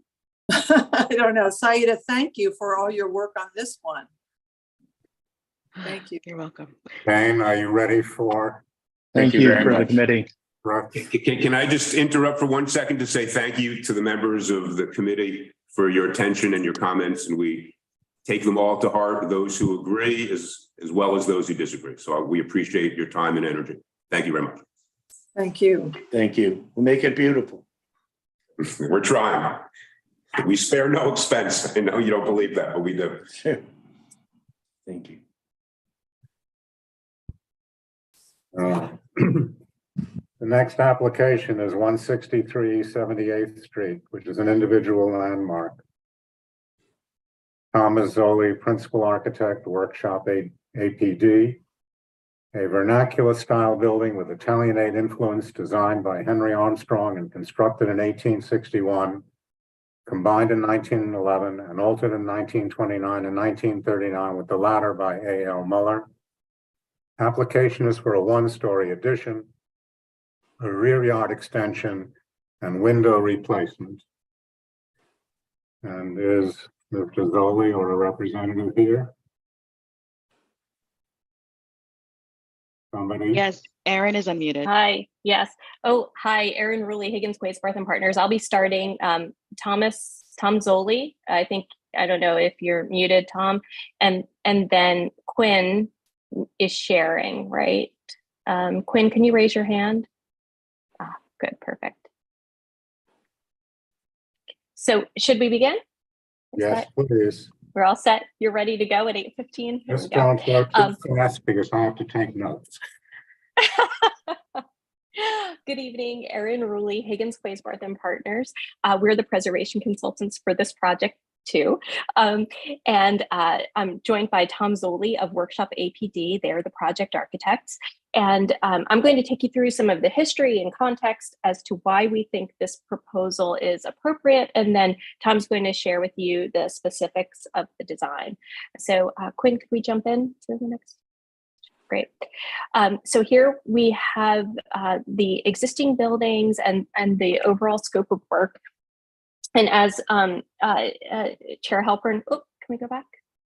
As Chair Halpern described, this is an individual landmark. It is one of what was 5 original row house buildings, and they're very early designations, 1968. And so each of the houses was designated individually, but it's 4 in total, 3 of the original houses. And then our site, this building that we see at the center of the view was joined in 1911. So since 1911, this building has been known as 163 East 78th Street. And so there have been a litany of alterations. It was combined in 1911, altered in 1929, and then again in 1939. And it's really in that tradition of the reborn row houses. So those early 20th century alterations to buildings that we see where the stoops are removed, basement entry, converted for basement entry, modifications to the facade to accommodate new residential use, whether that was single family or multifamily. In the case of this building, it was always single family. So it went from a single row house to a joined double row house, all for a single residential user, all the way through the final alterations in 1939. And so on the right, we see it's sort of a bird's eye view of the proposed scope of work. There'll be facade restoration, and I think maybe it didn't get caught in the description of scope, but there are modifications to the areaway as part of this application, construction of a partial rooftop addition, which we can see at the back corner of the building, and then a rear yard extension. There's also a small amount of excavation, and we're not sure if that's going to be subject to the public hearing at Landmarks or not.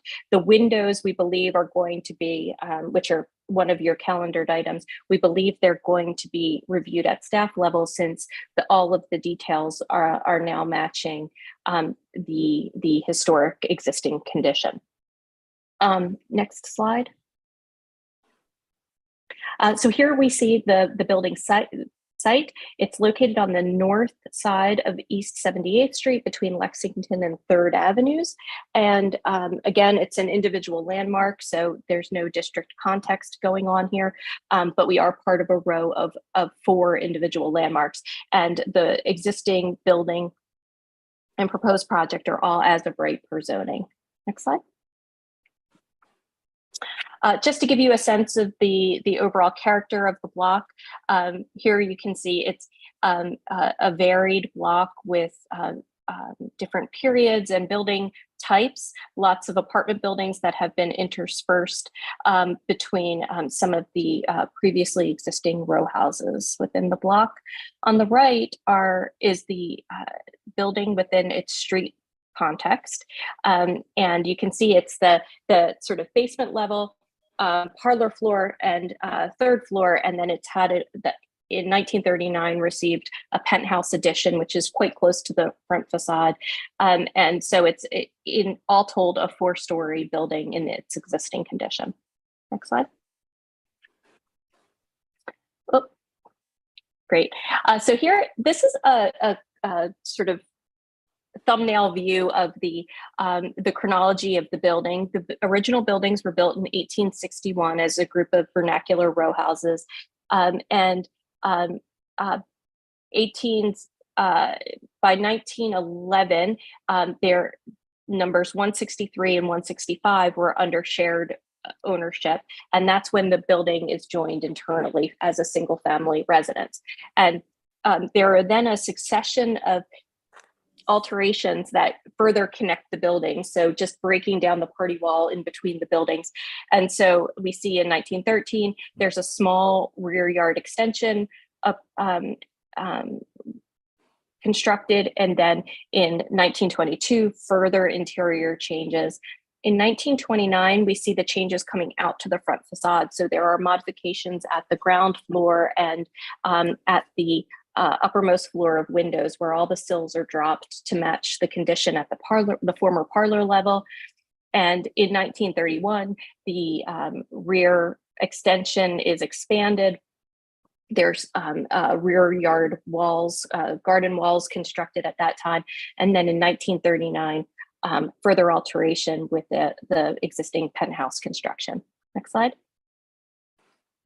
And here we see those changes in the context of the overall block condition in the historic maps. And so we go from two single buildings, two individual buildings, to the merged building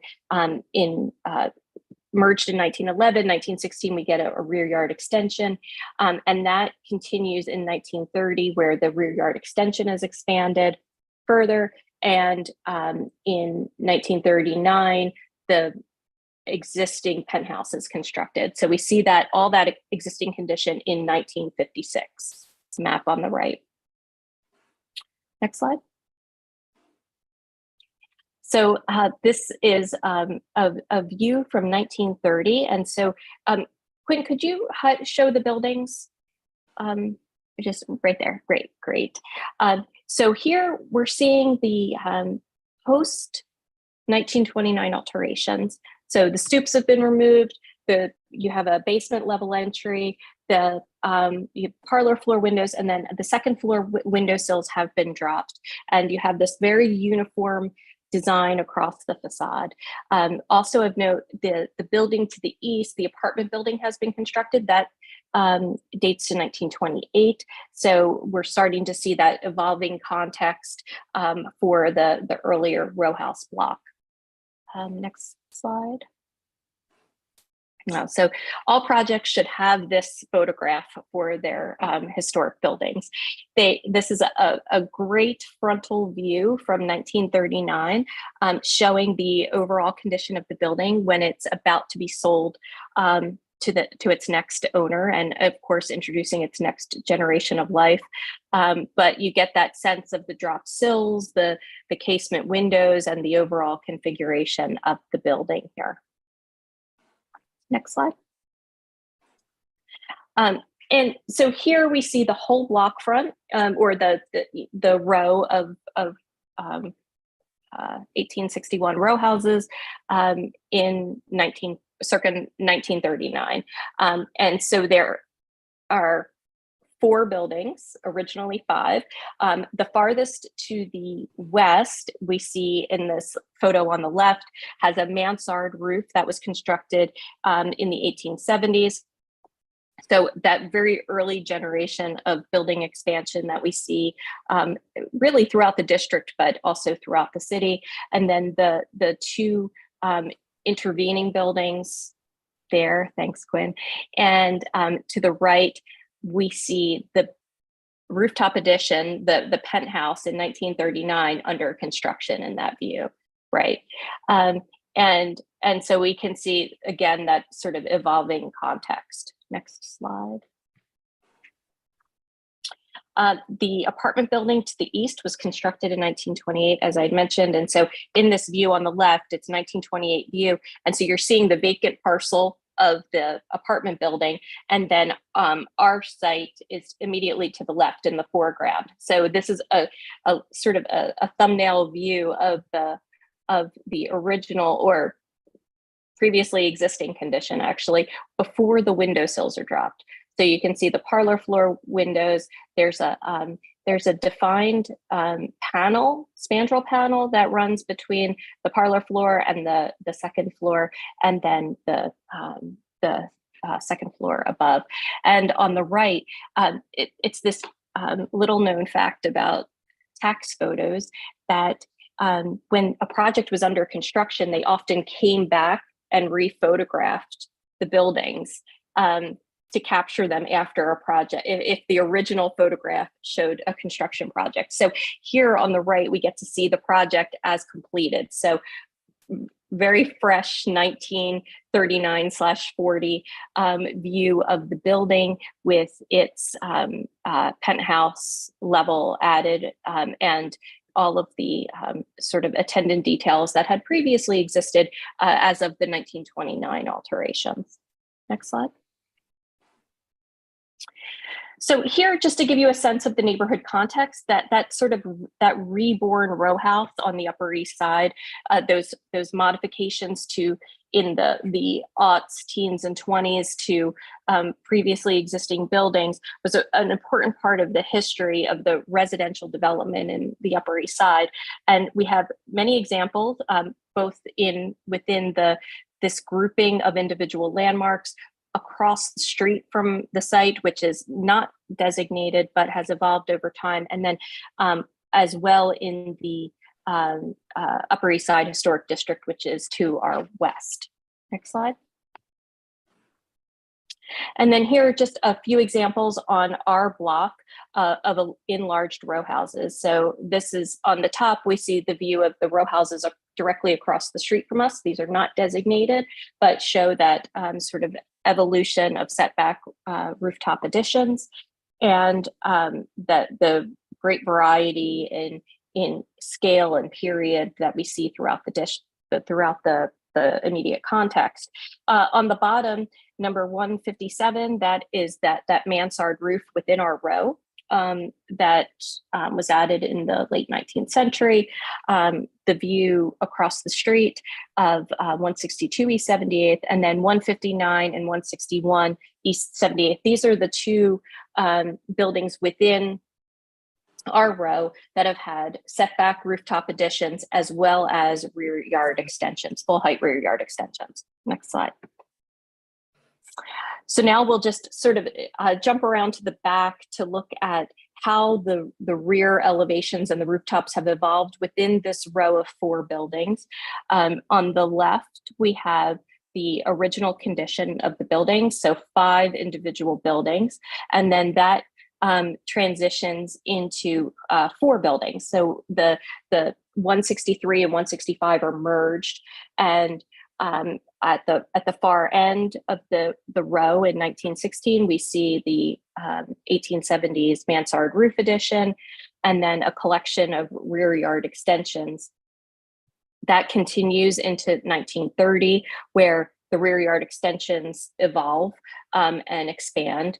And then in 1939, that penthouse addition at 163, which is coplanar with the rear facade. We're going to see this in the next slide, but you'll see that it becomes a 4th story, a full 4th story at the rear elevation of the building.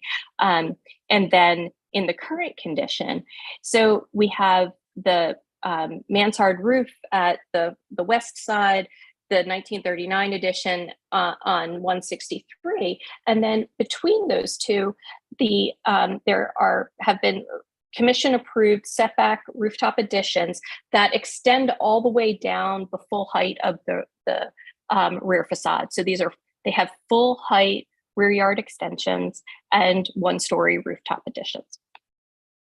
And then in the proposed condition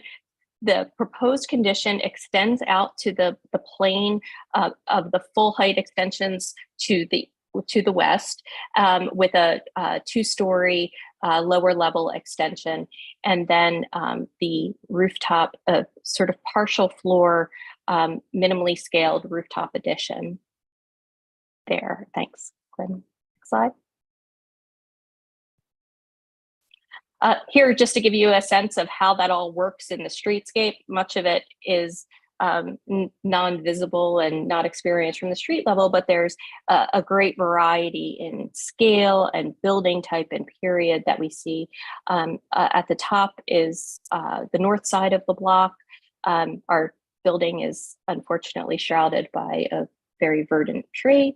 And then on the south side, it's has even a more significant or greater scale in the prevailing scale is a bit greater on the south side of the street. Next slide.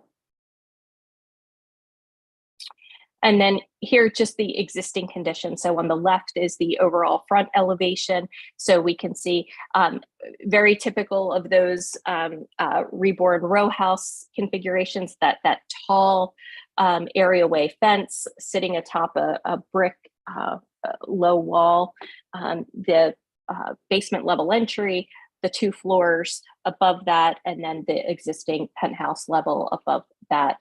And then at the rear, we have a 1-story rear yard, or it's actually a 2-story rear yard extension that comes out a bit further into the lot, but the main body of the building is substantially set back. You can see on the right, number 1. My math, 161.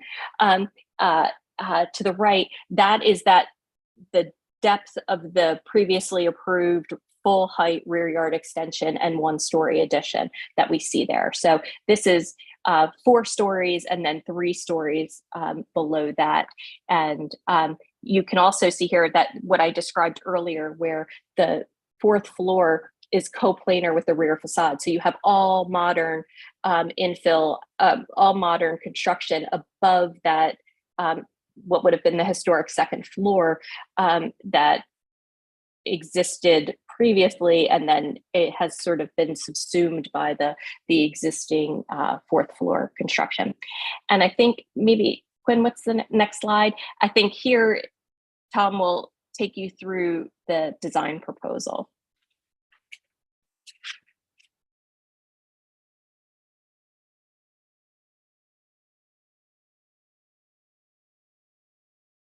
Tom?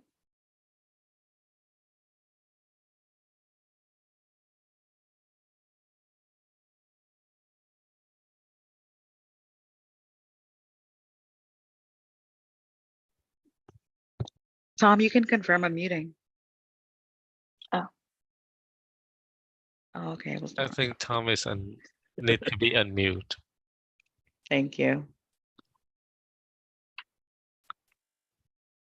Thank you. And thank you, Erin, and thank you, board. We're, for the most part, on the street-facing facade, trying to restore and renovate in kind all of the historic detail.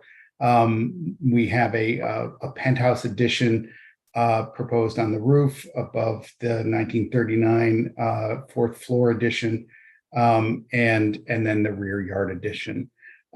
This sort of axonometric view gives you a relatively good overview of the whole project. If you go to the next slide, Quinn, you'll see the same axonometric view from the rear, showing the rear yard addition as well.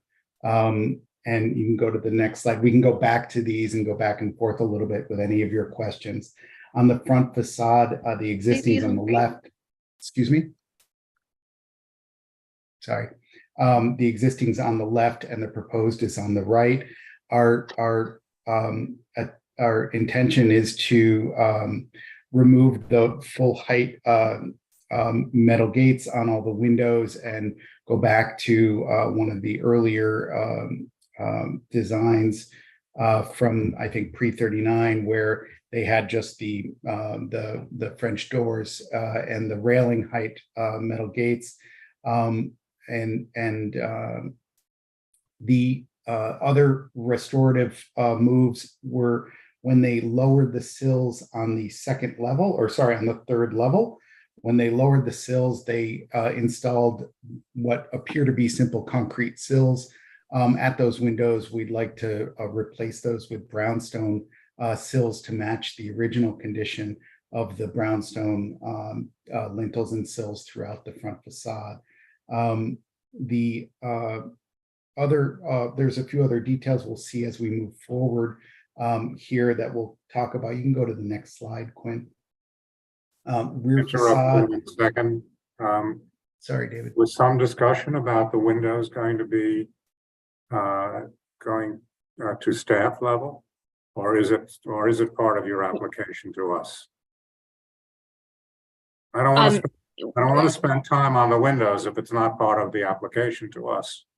Yeah, David, the could we jump back to the front elevation? So here, the question was, so current windows have three light casements, and the transom was fixed above. There was a transom bar, and it was a question of details. And we believe that the new details in the window will bring us to staff level, because it's going to be a simulated transom bar. So I don't believe we're going to, it will be subject to the hearing, but you should perhaps opine just in case, because well, it sounds there's to me uncertainty.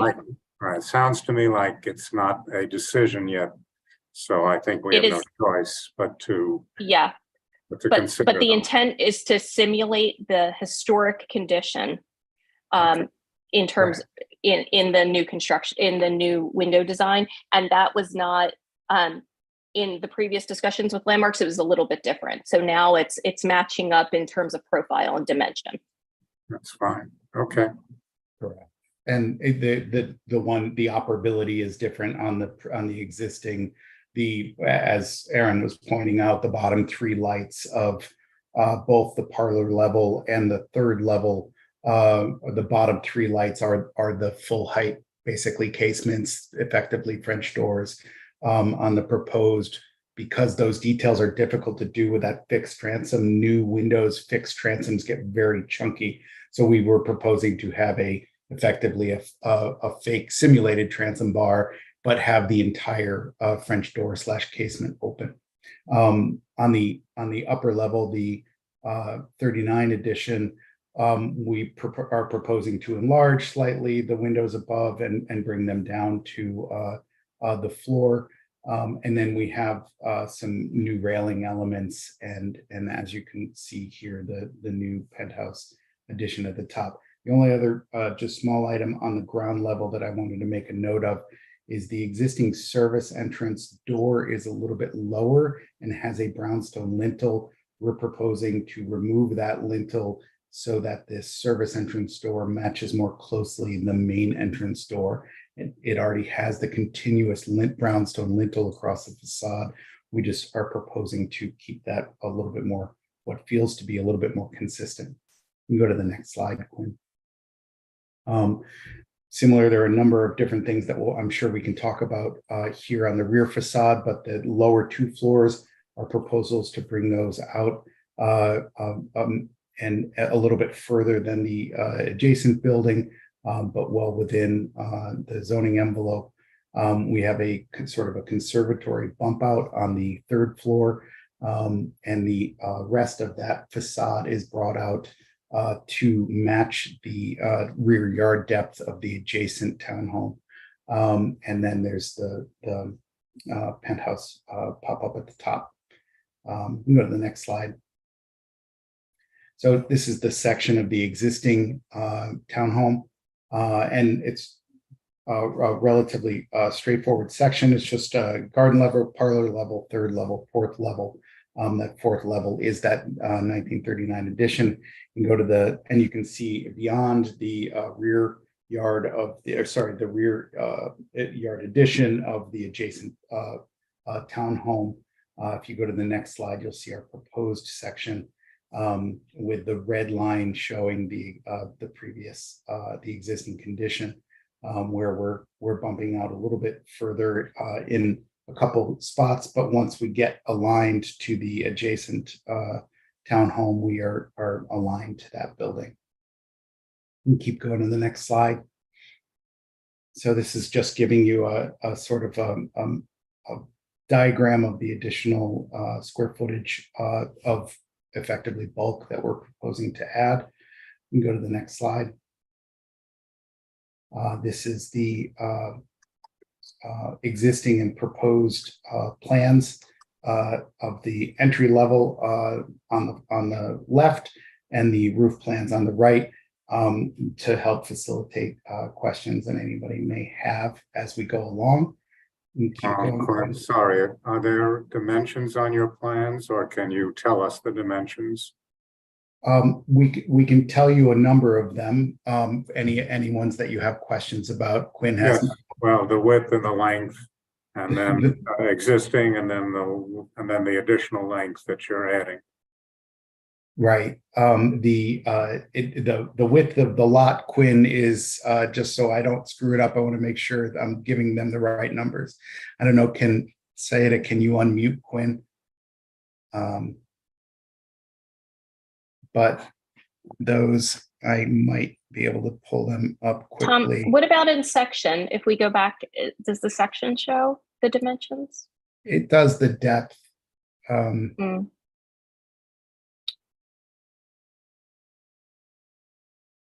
Unfortunately, I can't put a scale on my screen. No, of course not. I didn't know if Seda can mute. The section is helpful. It gives us the floor height. The proposed Yeah. section. Yeah. So the width of the lot is combined of two townhouse. So the total number is 36 feet in width, and the depth of the existing is about 60 feet, and we plan to extend to align with the neighbor building, which is more like 70 feet. And the lot So is- from here to here is about 60 feet, and then we in our new proposal we extend it out to here. Got it. I assume the lot is 100 feet. The lot is 100 feet, David. 100, yeah. Yeah. 102. And you can see in this section where the rear yard setback line is, that 30-foot mark shows up there, and we're short of that. Thank you. Okay. And we have the heights. You do have all the heights. We're proposing to lower the garden level. The existing condition is very tight.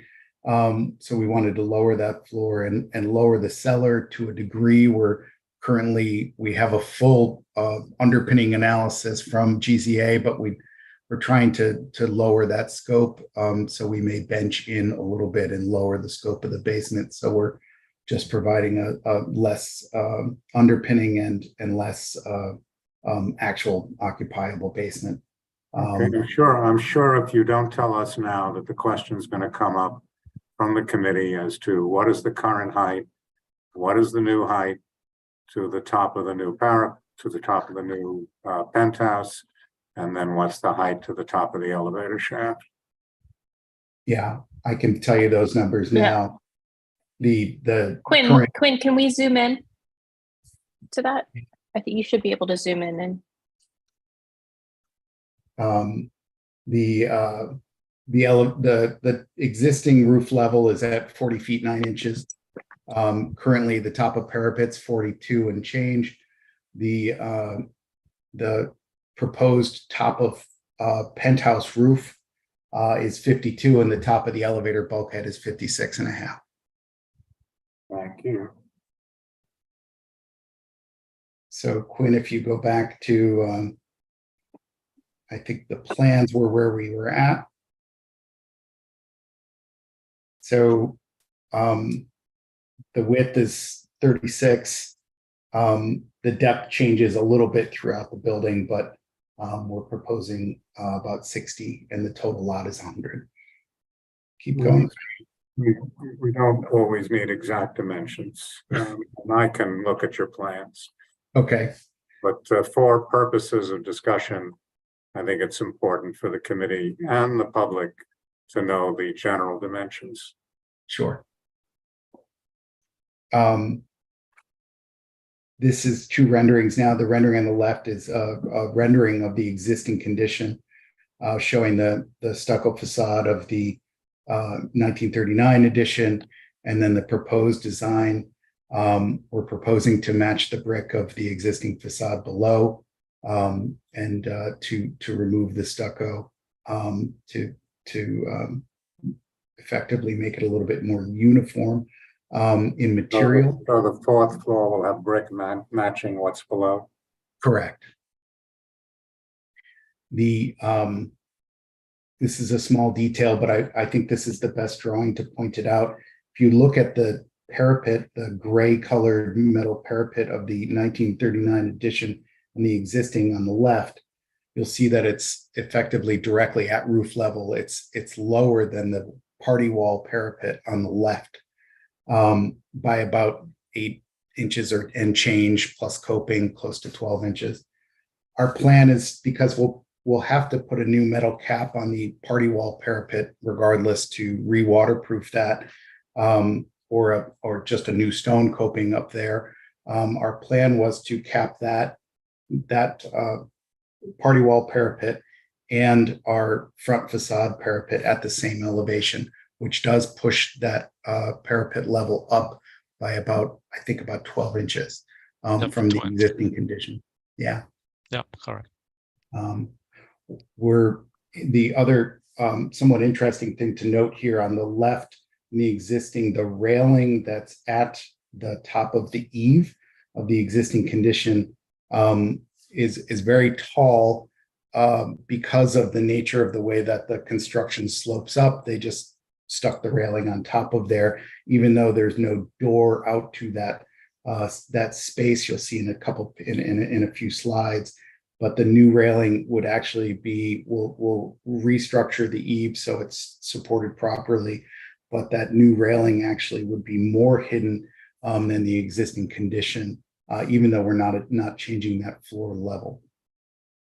You can go to the next slide, Quinn. Similar view looking from the other direction. Next slide. This is the forward view from across the street. Quinn, we matched this from standing up, I believe 6 feet above curb height, standing across the street as best we could with a computer. So the penthouse addition itself, from this view, the bulkhead is minimally visible. You're seeing a little bit, the white boxes you're seeing there is a little bit of mechanical equipment that's on top of that bulkhead. And Tom, just to point out the challenge of the tree that's in front of the house, right? You can't actually get a photograph or a proper photorealistic rendering because the entire building is obscured by a very leafed out, wonderful tree. Right. We have that one winter photograph you saw in the existing condition, but that's it. You can keep going to the next slide, Quinn. So the tax photo on the left that shows the drop sills and then the stuccoed base, that's no longer the current condition, and the trees when they were just the street trees when they were just planted by the DOT or the Parks Department. which are now in fully matured trees. We've tried to match this perspective as best we could as well with the rendering. Can go to the next slide, Quinn. Oh, sorry. It's just Okay. yeah. So this is just giving you a little bit more detail of some of the windows and door changes, trying to be very sort of respectful of the existing condition while making some mostly the window upgrade or the window new window replacement to match the existing. You can see that thickened transom mullion on that upper level, and then removing the full height guards on the windows, which are large hinged doors, single hinged doors, with just a simplified 42-inch guardrail.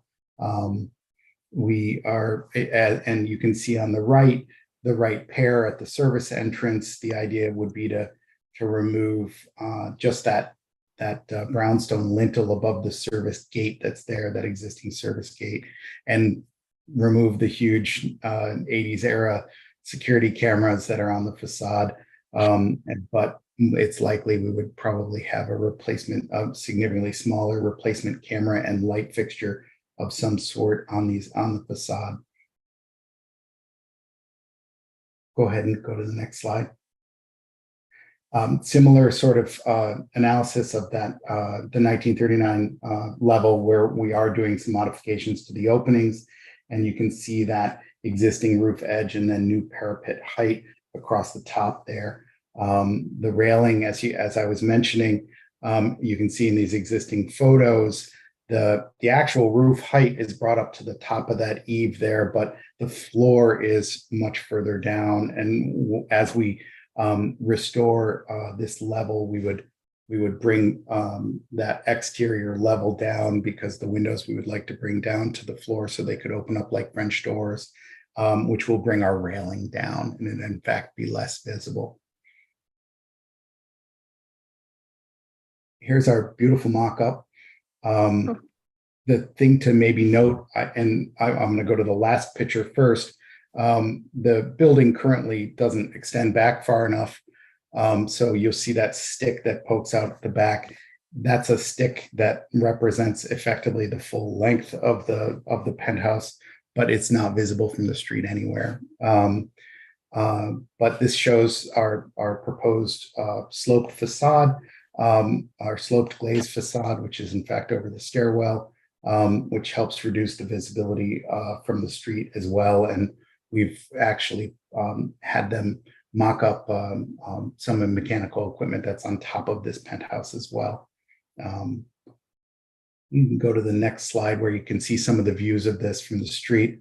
The primary, when you're standing on the corner of 78th and Lex, you can see we've done a blow up of that sort of, it's what is effectively the primary visibility of the rooftop addition. You can see that we've noted some of the mechanical equipment that's up there. And we've tried to, you'll see in some future renderings, we're trying to match it with what is actually proposed. But this gives you a pretty good idea they mocked up also that little 12-inch bump up at the front facade as well. You can see across the front there. The other views that you see here, the tree is doing a fantastic job of making it our job difficult to try to show you visibility. But keep going to the next slide. You'll see we've done some renderings that I think help. This is sort of us matching the view as best we could of the mock-up and then the actual rendered condition. I think the next slide has a couple more as well, Quinn, if you go to the next view. This is stepping back a little bit, but same conversation. We're just showing you the mocked up condition and then a rendered condition that's been sort of photo montaged onto the photography that we have. Keep going to the next one, please. So this is the existing rear yard on the left and the proposed rear yard condition on the right. And then I think we've got a little bit more You keep going, Quinn. It's getting late for everybody. The rendered version of the existing condition on the left, and then the proposed on the right. We cut the rear yard off in these images just to help visualize the actual construction. Keep going to the next slide. Same thing, proposed on the left, or sorry, existing on the left, proposed on the right. And we can flip back and forth. And then we've got the landscape design for the sunken front area. And this is the existing condition. I don't believe, because the existing ginkgo tree is over the which is enjoyed by the client and I think others, it's over the service entrance, so it's unlikely to survive the construction. So that tree will likely have to be removed. But the street trees should be able to be saved and protected throughout the entirety of construction. But just proposing to make some very sort of simple gestures to clean up the sunken areaway at the entrance. Simple planters, simple entrance with a gate in the same location as the current one, and a simple service entrance with a gate in the same location as the current one. And keep going to the next slide. Here's some sections for just any additional level of detail. You can keep going to the next slide. This is the rear yard existing condition, just showing the existing garden and existing perimeter wall. And you can see, and we've tried to at least juxtapose what the existing, you can see the dashed red line showing our new rear yard line compared to what's on the existing. If you go to the next slide, you'll see similar. Here's the proposed, and then in the red line, the red dashed line shows the existing rear yard footprint, just for reference. But just a simple perimeter planting and seeding vignette with some trees to help with privacy from the significantly taller building out the back of our property. Keep going, Quinn. The back wall is made of? The rear wall of the proposed design is currently brick and would remain brick. It's behind the. Can you go back to that? But then in front of the brick, you have what looks like a charcoal gray wall. That's a concept image on the upper right, David. There are some areas that we were proposing to put some wood cladding on the inside of the brick, just on the right side of the page, and a little bit, I think, on the left side behind the Japanese maple.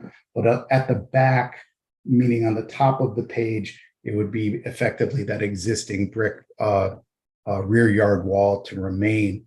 The building beyond the property line, the building behind us has a number of rear yard structures, which are, for a building of that height, are a little suspect architecturally, but they bear on that rear yard wall. So I believe we're going to try and save it as much as we can. Saying that what we're looking at is not what you're proposing?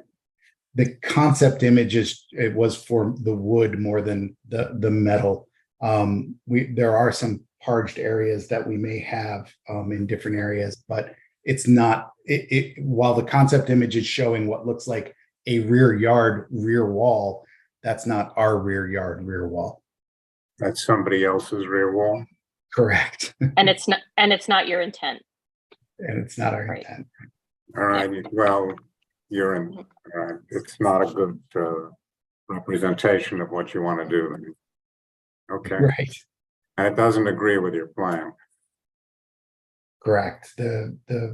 If you go to the next page, Quinn, I think the section just has, at least the upper right side there, you can see it has the brick wall behind that 10-foot hedge. And that metal that you were seeing in that rear wall is primarily just to wrap things like decorative planters. But you can keep going. Oh, just on this for 1 second, David. The so this is comparative existing on the left, proposed on the right. So you can see how the existing brick walls being modified for with the sort of new wood cladding in select portions, but that the brick remains behind that. Correct. Thank you, Erin, for putting it more succinctly. Keep going, Quinn. That's it. That's it The for the appendix. presentation. Yeah. Okay, thank you for the presentation. And Saida, I think we should go to the public, see if there are any comments. Okay, if you're a member of the public and you'd like to speak on this application, you can go to the reactions button at the bottom of your screen and select raise hand. Okay, we have Janice. Confirm unmuting. Hi, my name is Janice Ziegler, and I'm a resident of 156 East 79th Street, which is the apartment building that would face onto the new addition. And so I have a whole host of comments, and I'm not in favor of this addition. I also have to say that while there were 2 lamppost signs that were put out, they were only put out about a week ago, so I'm not sure how many people really understood that there would be a decision that would be made tonight. And so I don't know, you know, whether everyone would fully weigh in, but I'll try to present the views of people from my building, which would have a direct look onto the townhouses here. I think the thing to say is, since this is a historic commission, this is a massive extension or an expansion to a historic row house that hasn't been changed since 1939. And that the goal of the commission is really, I think, to keep the historic integrity. So the focus is very much on appropriateness. And as opposed to the first presentation where there was an homage to this or an homage to that, we're not seeing that. The windows are massive and very modern looking. I think while the brick wall might stay there, there's going to be something in front of the brick wall that's very modern. The feel, if we were to go back to the slide where you have the view from the back with the big massive windows, is extremely modern. I would say that this is a modern building. It's higher than the row houses that are in the historic district. There was mention made to the ones across the street, but they're in a different area. So with regard to the historic row houses, this is going to be very, very high. We're adding 14.5 feet, which totally changes the viewscape from the back of what is also our historic building. I think it dates back to 1917. And in addition to that, it's very high because you have the mechanics. But if you look at the addition, it looks like a modern structure. It looks like it was slapped on. And can we get a better view of that addition, please? That's above where the penthouse is. And I think there's either other ones as well where you can see, what it looks like. But the whole viewscape here is extremely modern. And so it will change the whole feel. And I think you do see it from the street, particularly when the tree is not in full bloom. We did see that one where the tree was there in winter. So I think you would see it. The windows, I think, changed the whole look. And moving from what were the historic windows with the sort of the gating and all that, and there was a sense of talking about restoring it to its, but the fact is this building has not changed since 1939. It's been like this for 85 years. And these windows are going to be incredibly distinctive, different, and modern. I also think that the proportions, we talked about the other building being maybe too big for the space, but I think the proportions on this building are going to change dramatically, and that this addition is very massive and bulky for the space. And it doesn't really keep with the historical tenor of what this building is and was, and what I would argue should be. I think that there were a lot of historical details that have been taken out.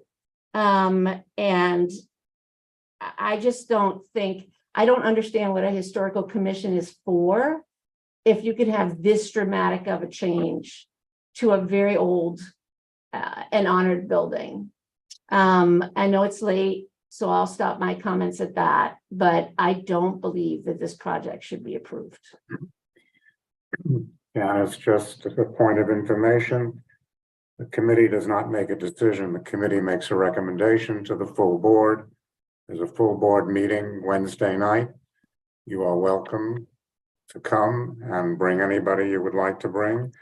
And during the public session, which is at the beginning of the meeting, you have a chance to speak for 2 minutes. You have a chance to put together a series of 2-minute time periods. If you want to speak longer and somebody in effect says that that person will give that person's time to you. So you have the ability to affect the decision at the board level, no matter what this committee decides, pro or con. But if we decide in favor and you're not in favor, then the decision is made at the full board. Okay, let's go to the next. Carl? Mr. Gross Kaufmanis. Yes, thank you for, I'll try to limit myself to 2 minutes. I'm also a resident 156 East 79th. I think this is a beautiful, elegant, historic building. I think just looking at the context of what I believe your board is tasked with doing is looking at particularly the addition on the top of the building just seems inconsistent with the flow of the building, its history, and in many respects detracts from just from the sort of historic nature of the building overall. And I encourage you to think about whether you approve it, particularly based on that additional piece on the top of the building. Thank you. Anybody else from the public? No other members. Oh, we have Janice again. Janice, this is not a discussion forum, so please make it quick. No, I just wanted to say that nowhere have I seen posted information about the Wednesday meeting. So I wouldn't think that other people in my building would be aware of the Wednesday meeting, because the only meeting that was posted was tonight's meeting. That's all we're required to post. And I think that you heard in the earlier conversation a recommendation to rethink the posting. However, anybody who follows the posting and comes to the Landmarks Committee meeting learns that it follows up, that in 2 days, there's a follow-up at the full board. But you now know it, so you can act on it. Okay, let's go to the committee. And let's go in reverse order, please. Marco? Thank you, David. Can I ask a question? This is a very massive intervention. There is a lot of job that you do, and you even excavate the cellar, not the basement, and you do the extension in the rear part. It is very massive. Are you going to planning to? This is more than 60 or 70% of the building that you modify? It's not quite that percentage. Quinn, do we have the exact percentage? We still under 110 rule of the building, yeah. Yeah. So more likely we add 25%. 25%? Of the, yeah, if you can see, let me flip through to the floor plan right here. You can see like the dashed red line is the existing footprint, and then this is the extend to the rear that we hope to get. Yeah. But Quinn, you maybe the modify- section is the place to But you show that. modify completely the interior in order to make a more functional space. We are doing interior renovations as well, Marco. Interior. Yes, that is the point. So that is the point. So basically, you pass more than 60%. The point what I'm trying to reach is next. Once you reach that level, now any grandfather is over. So my major concern is basically one of them is the airway. That yes, you have as a grandfather, but now you lose the grandfather, and the problem is the circulation of the width of the sidewalk.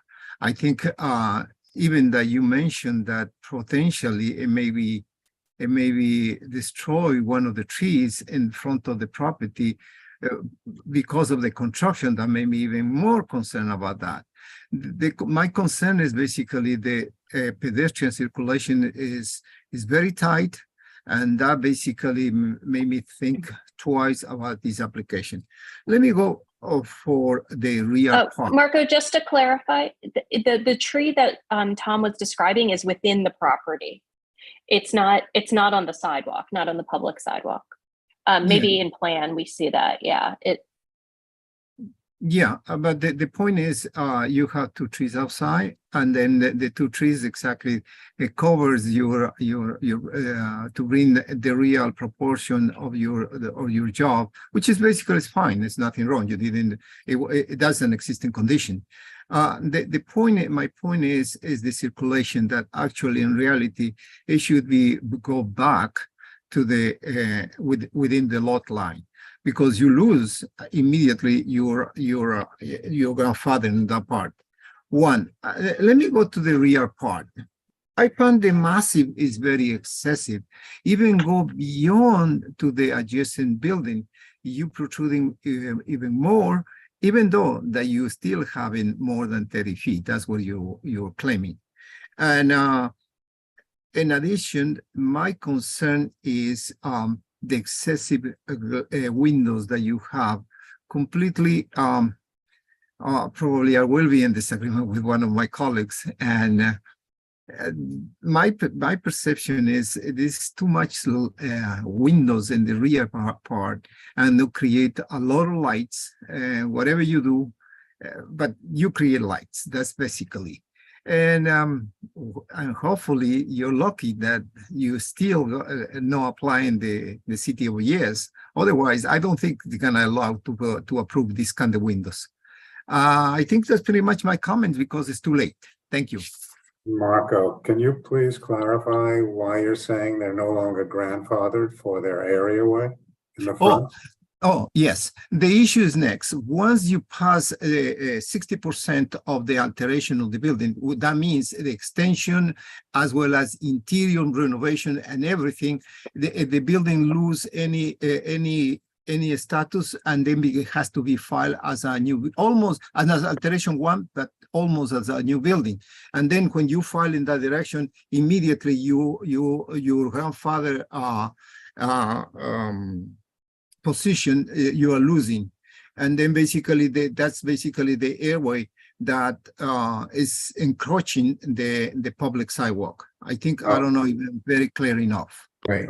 This would have to be an alteration one type application.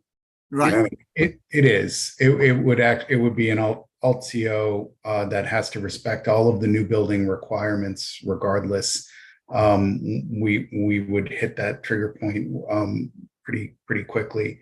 To address your comments, Marco, specifically, any area that's over the property line for any building like this, you immediately do have to apply to the Department of Transportation for that existing condition to remain. So we're in a position, no matter what we do, to apply for that. It's none of them are on record unless they've had a major filing to the Department of Transportation. So we would be in that position as well. So basically, what you're saying is what I said. You will be filing a revocable consent for that part. We are in agreement. I said almost the same. So and that's basically my maybe concern. Regardless that if is approved, well, it will be opposed. At least I will oppose this encroachment in the sidewalk. And thank you so much. I don't want to take your time. Thank you. You answered very well. Thank you. I would just want to note one thing, and this view is a good place to see it, is that the areaway aligns with the building next door. So you can see that the apartment building comes all the way out to the front of our areaway. So we're in like a niche in sort of the armpit of that building. So we're not extending out past, the existing condition does not extend out past the plane of the building facade next to us. I'm sorry that contradict, but I saw the survey that you presented over there and clearly mark the lot line, and you encroach as a grandfather, but now you're losing the grandfather. That's what you're saying, and that's what I'm Absolutely. No, Marco, I'm not Thank you. disagreeing with you. I'm just pointing out the existing condition, which is that Thank the you. apartment building, right, comes out. I don't want to take more of the time. Thank you. No. We are No. here about appropriate context and appropriateness. And sometimes we need to understand a technical issue so that it gives us a little bit of further context. So let's now go on to stay with appropriateness and context. Next, we have Anthony. Hi, thank you. I'm going to be really brief.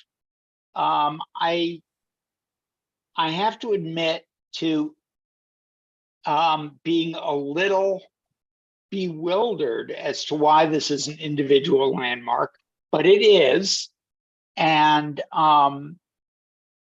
I think that if for no other reason than we are really charged with taking especial care of individual landmarks, I will, in fact, vote against this application. Thank you. Next. Sarah?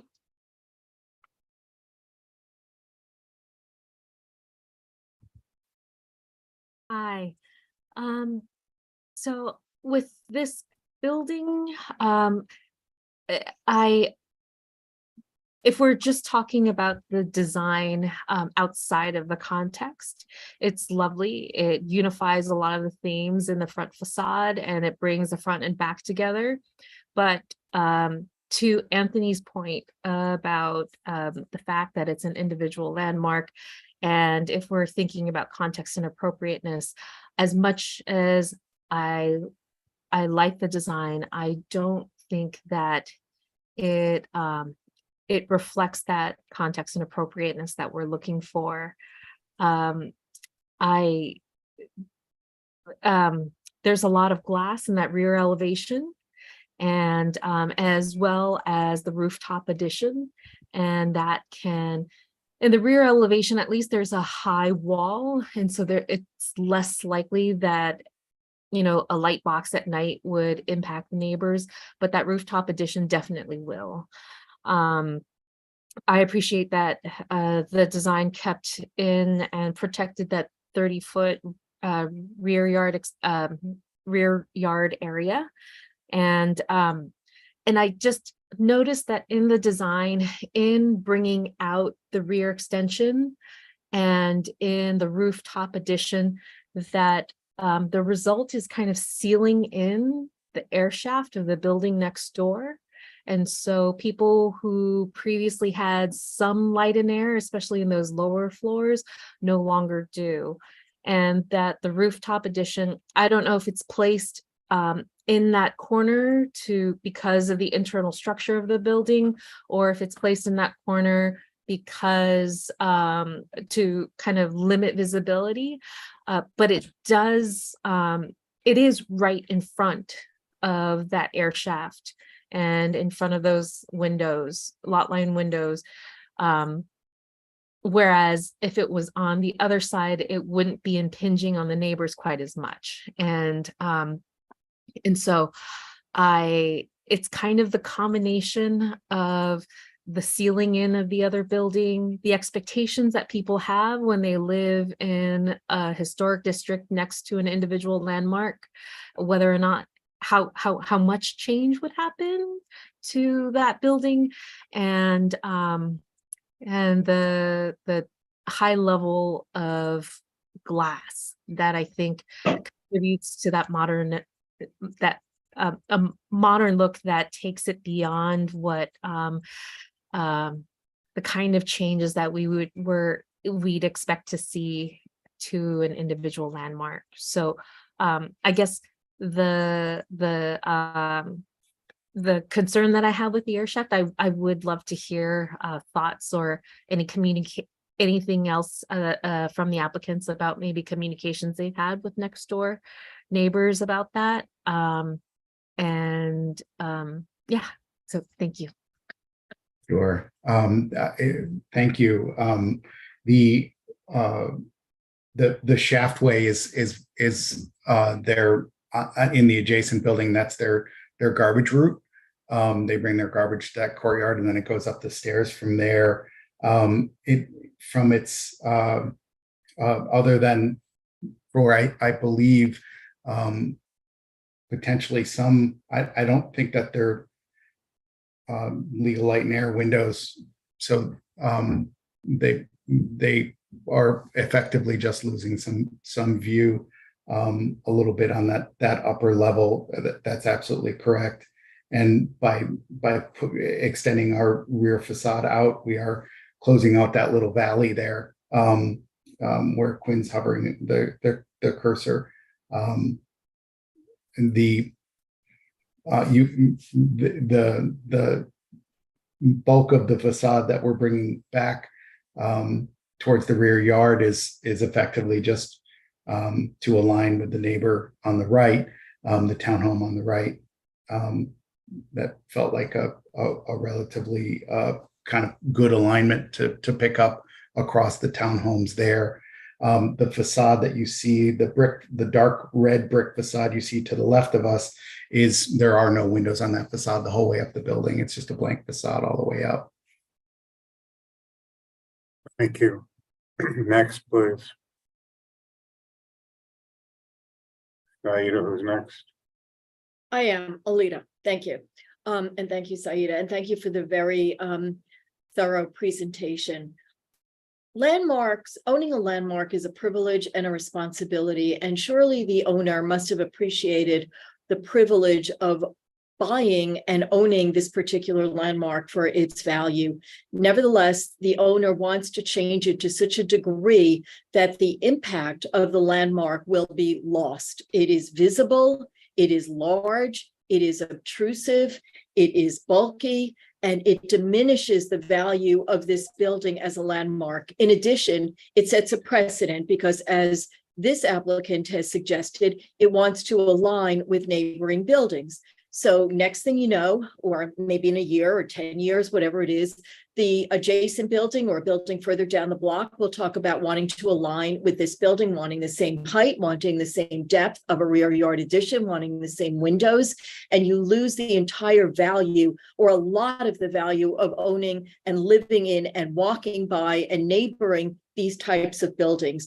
New York is a community of people, and a landmark doesn't just sit on a 5-acre parcel in Greenwich or Scarsdale or Morristown, New Jersey. It sits amidst other buildings on a sidewalk that is appreciated. I know I appreciate it. My children appreciate it when we walk down these beautiful blocks on the Upper East Side, for which we're very grateful. But this diminishes not just the building itself, but the entire streetscape. And so what must be clear by now, and I will stop, is that I oppose this. Thank you.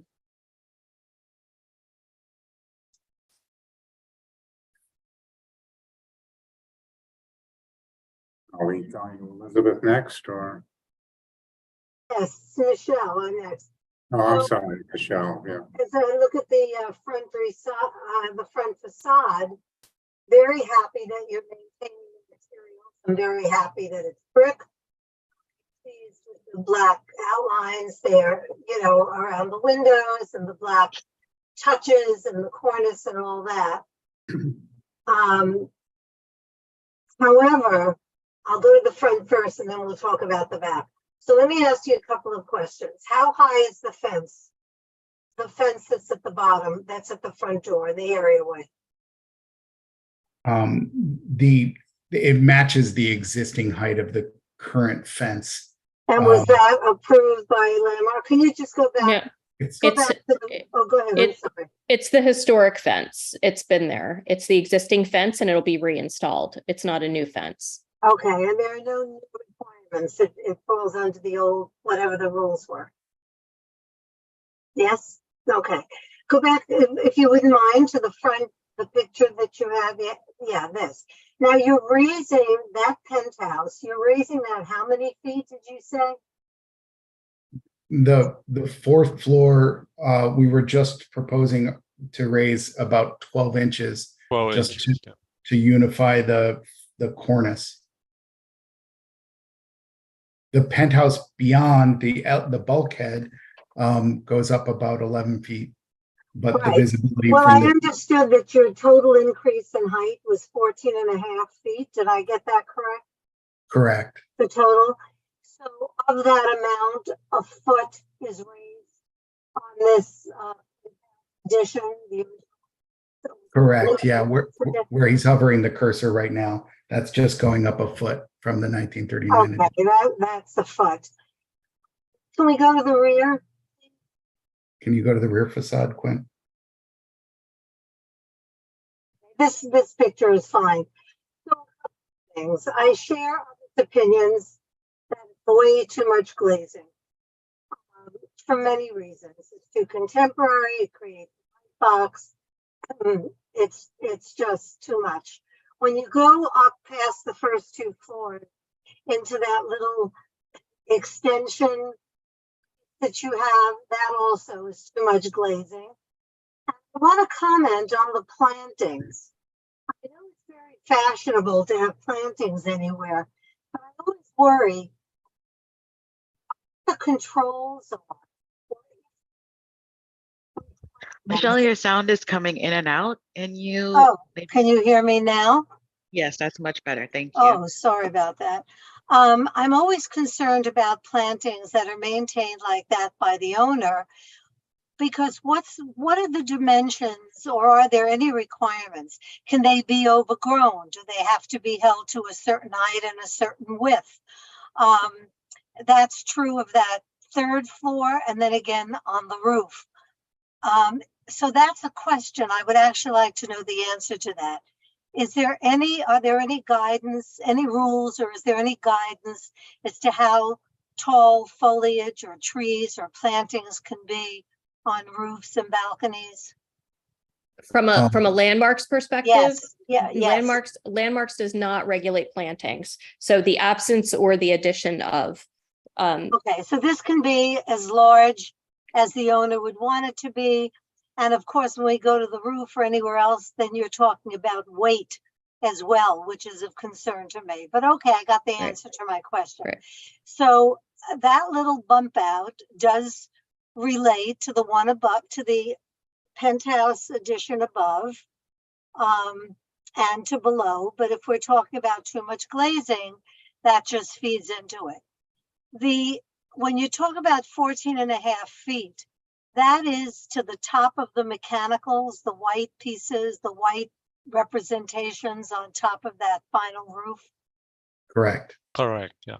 And those are the mechanicals, correct? Correct. Yeah. And then then under them, is that louver for mechanical hiding it or ventilation, or what is that for? Just design? That's just that would be a screening around the mechanical equipment that would be required for sound and ideally for visual, so to mitigate the sort of visual impact of the units themselves. Okay, as I say, I'm very pleased about the brick. I'm very pleased that you have even more than a 30-foot rear yard addition. But I just think it's too tall, it's too big, and in the back, there's too much glazing. So for those reasons, I'm sorry I can't support this, but thank you.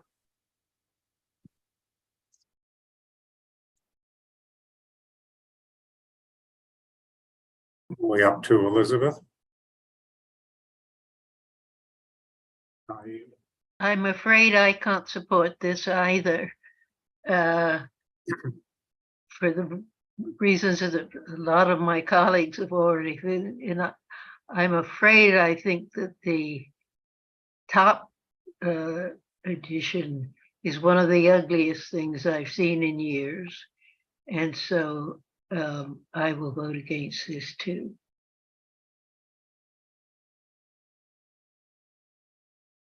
Jane? Do we still have Judy, or is she gone? Judy's gone. And okay, so it's Jane. Oh, sorry. Kimberly, did you go? Emily's still here, right? Okay, go ahead. Sorry to keep everyone just a little bit longer. I'm going to echo the comments about just the treatment of this and just some of the additions that I cannot support. My one question, and forgive me if you mentioned this at the beginning of your presentation, but what year was this designated an individual landmark? In 1968. 68. Yeah. So, and I'll just touch on this really briefly. In the very early days, which 1968 was, Landmarks was actually fairly sheepish about designating districts. Greenwich Village had been designated and Brooklyn Heights, but they, on the Upper East Side, as I think you probably know, there are these little pockets of individual designations where they picked up early historic buildings, but there wasn't an overall consensus to designate wholesale districts on the Upper East Side. So that's why you get these sort of fragments. In Carnegie Hill, you have an overlay. There's a district that surrounds a whole bunch of individual landmarks because the individual landmarks came first and then the districts came later. So there was a sort of a buildup that happened. But yes, that's the lineage here. Okay, and Anthony, you got your answer about how this became a landmark. Thank you all. Jane? Jen, yeah, I think you're on mute. Are you trying to say something? Oh, okay. Going up to Jane. Thank you. I have not much to add to what my fellow committee members have said. I will vote against this application. I just want to add that it's one of the most, 78th Street is one of the most beautiful streets in New York, all the way from Fifth Avenue to the East River. And that particular stretch and this individual landmark, which is adjacent to this beautiful studio building at 169 East 78th Street, with, I might add, a facing building with studios in it right across the street. It's just a gorgeous block. And so reminiscent of that, with those low in scale buildings, of the way New York used to be. I cannot support this application. Thank you. Guess it's up to me. I have to echo Jane. When I lived on East 80th Street and I got to the 77th Street subway stop, I would always walk down 78th Street because it is such a beautiful street, particularly between Lex and Third. But I have to think I'm not sure we've been totally fair to Mr. Zoli. I think Michelle is correct. I think you did a very good job on the front. I think that changing the stucco to brick and tying the front to the side with the coping is a good move. It looks like the windows are basically going to be the same almost. I trust that they're going to be the same proportions in terms of thickness of mullions and things like that. Is that correct? Correct. All right. Yes. Yeah. Okay. So now let's go to the rear.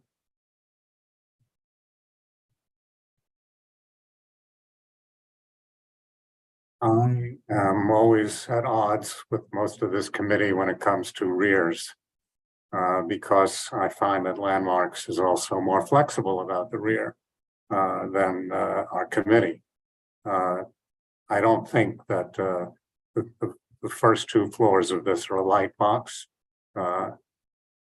First of all, I'm not sure who they're disturbing, but I also think that most people have a certain courtesy towards others and a certain modesty about not wanting people looking into their windows and so on down the line. So I think that one of the things that you're doing in the rear is you're saying people live a little differently than they used to. And if you take a look at the comparison of the windows above, where you are eliminating the grills and I think improving the look of the windows, I think with terms of the punched in windows, you've made it much better. I'm not totally happy with your conservatory, and I'm totally unhappy with your penthouse. I think that it is going to be visible, and I do think it looks like it's an inappropriate addition. So although I think you've done a lot of really good things, and I think that you reflected, and in my sense, appropriately for the way people live today, and things do change, and Landmarks accepts certain evolutions, still between the conservatory and the penthouse, I just don't feel that I could approve this. And I'm somebody who feels very strongly that you don't break these things into pieces. You look at the totality and you decide on balance.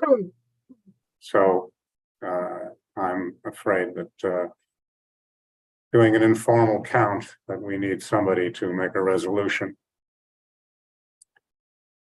for a disapproval. Thank you, David. You do it. Michelle has her hand raised. Michelle?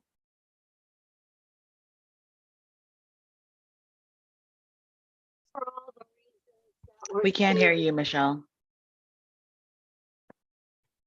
For all the reasons that were stated, well, it's a move to disapprove with the whereas as being all the reasons that we stated. Thank you. If there's a second. Anthony? Second. All right, so let's call the roll, please. A yes is a no.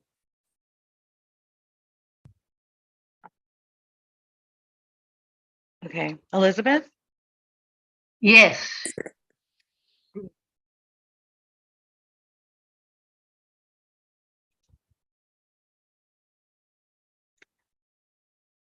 Okay.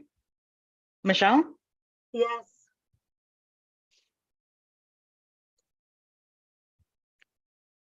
Alita? Yes. Sarah? Yes. Anthony? Yes.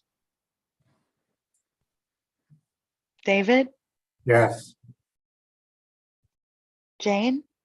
Yes. Marco? Yes. And Kimberly? Yes.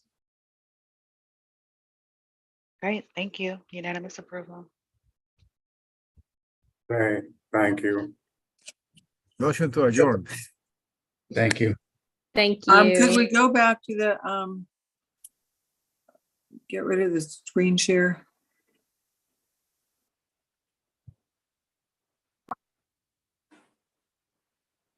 Thank you.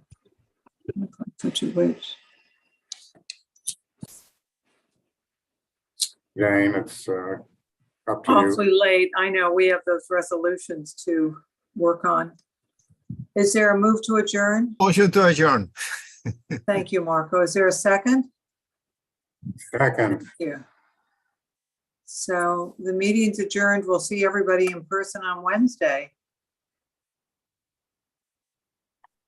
Thank you.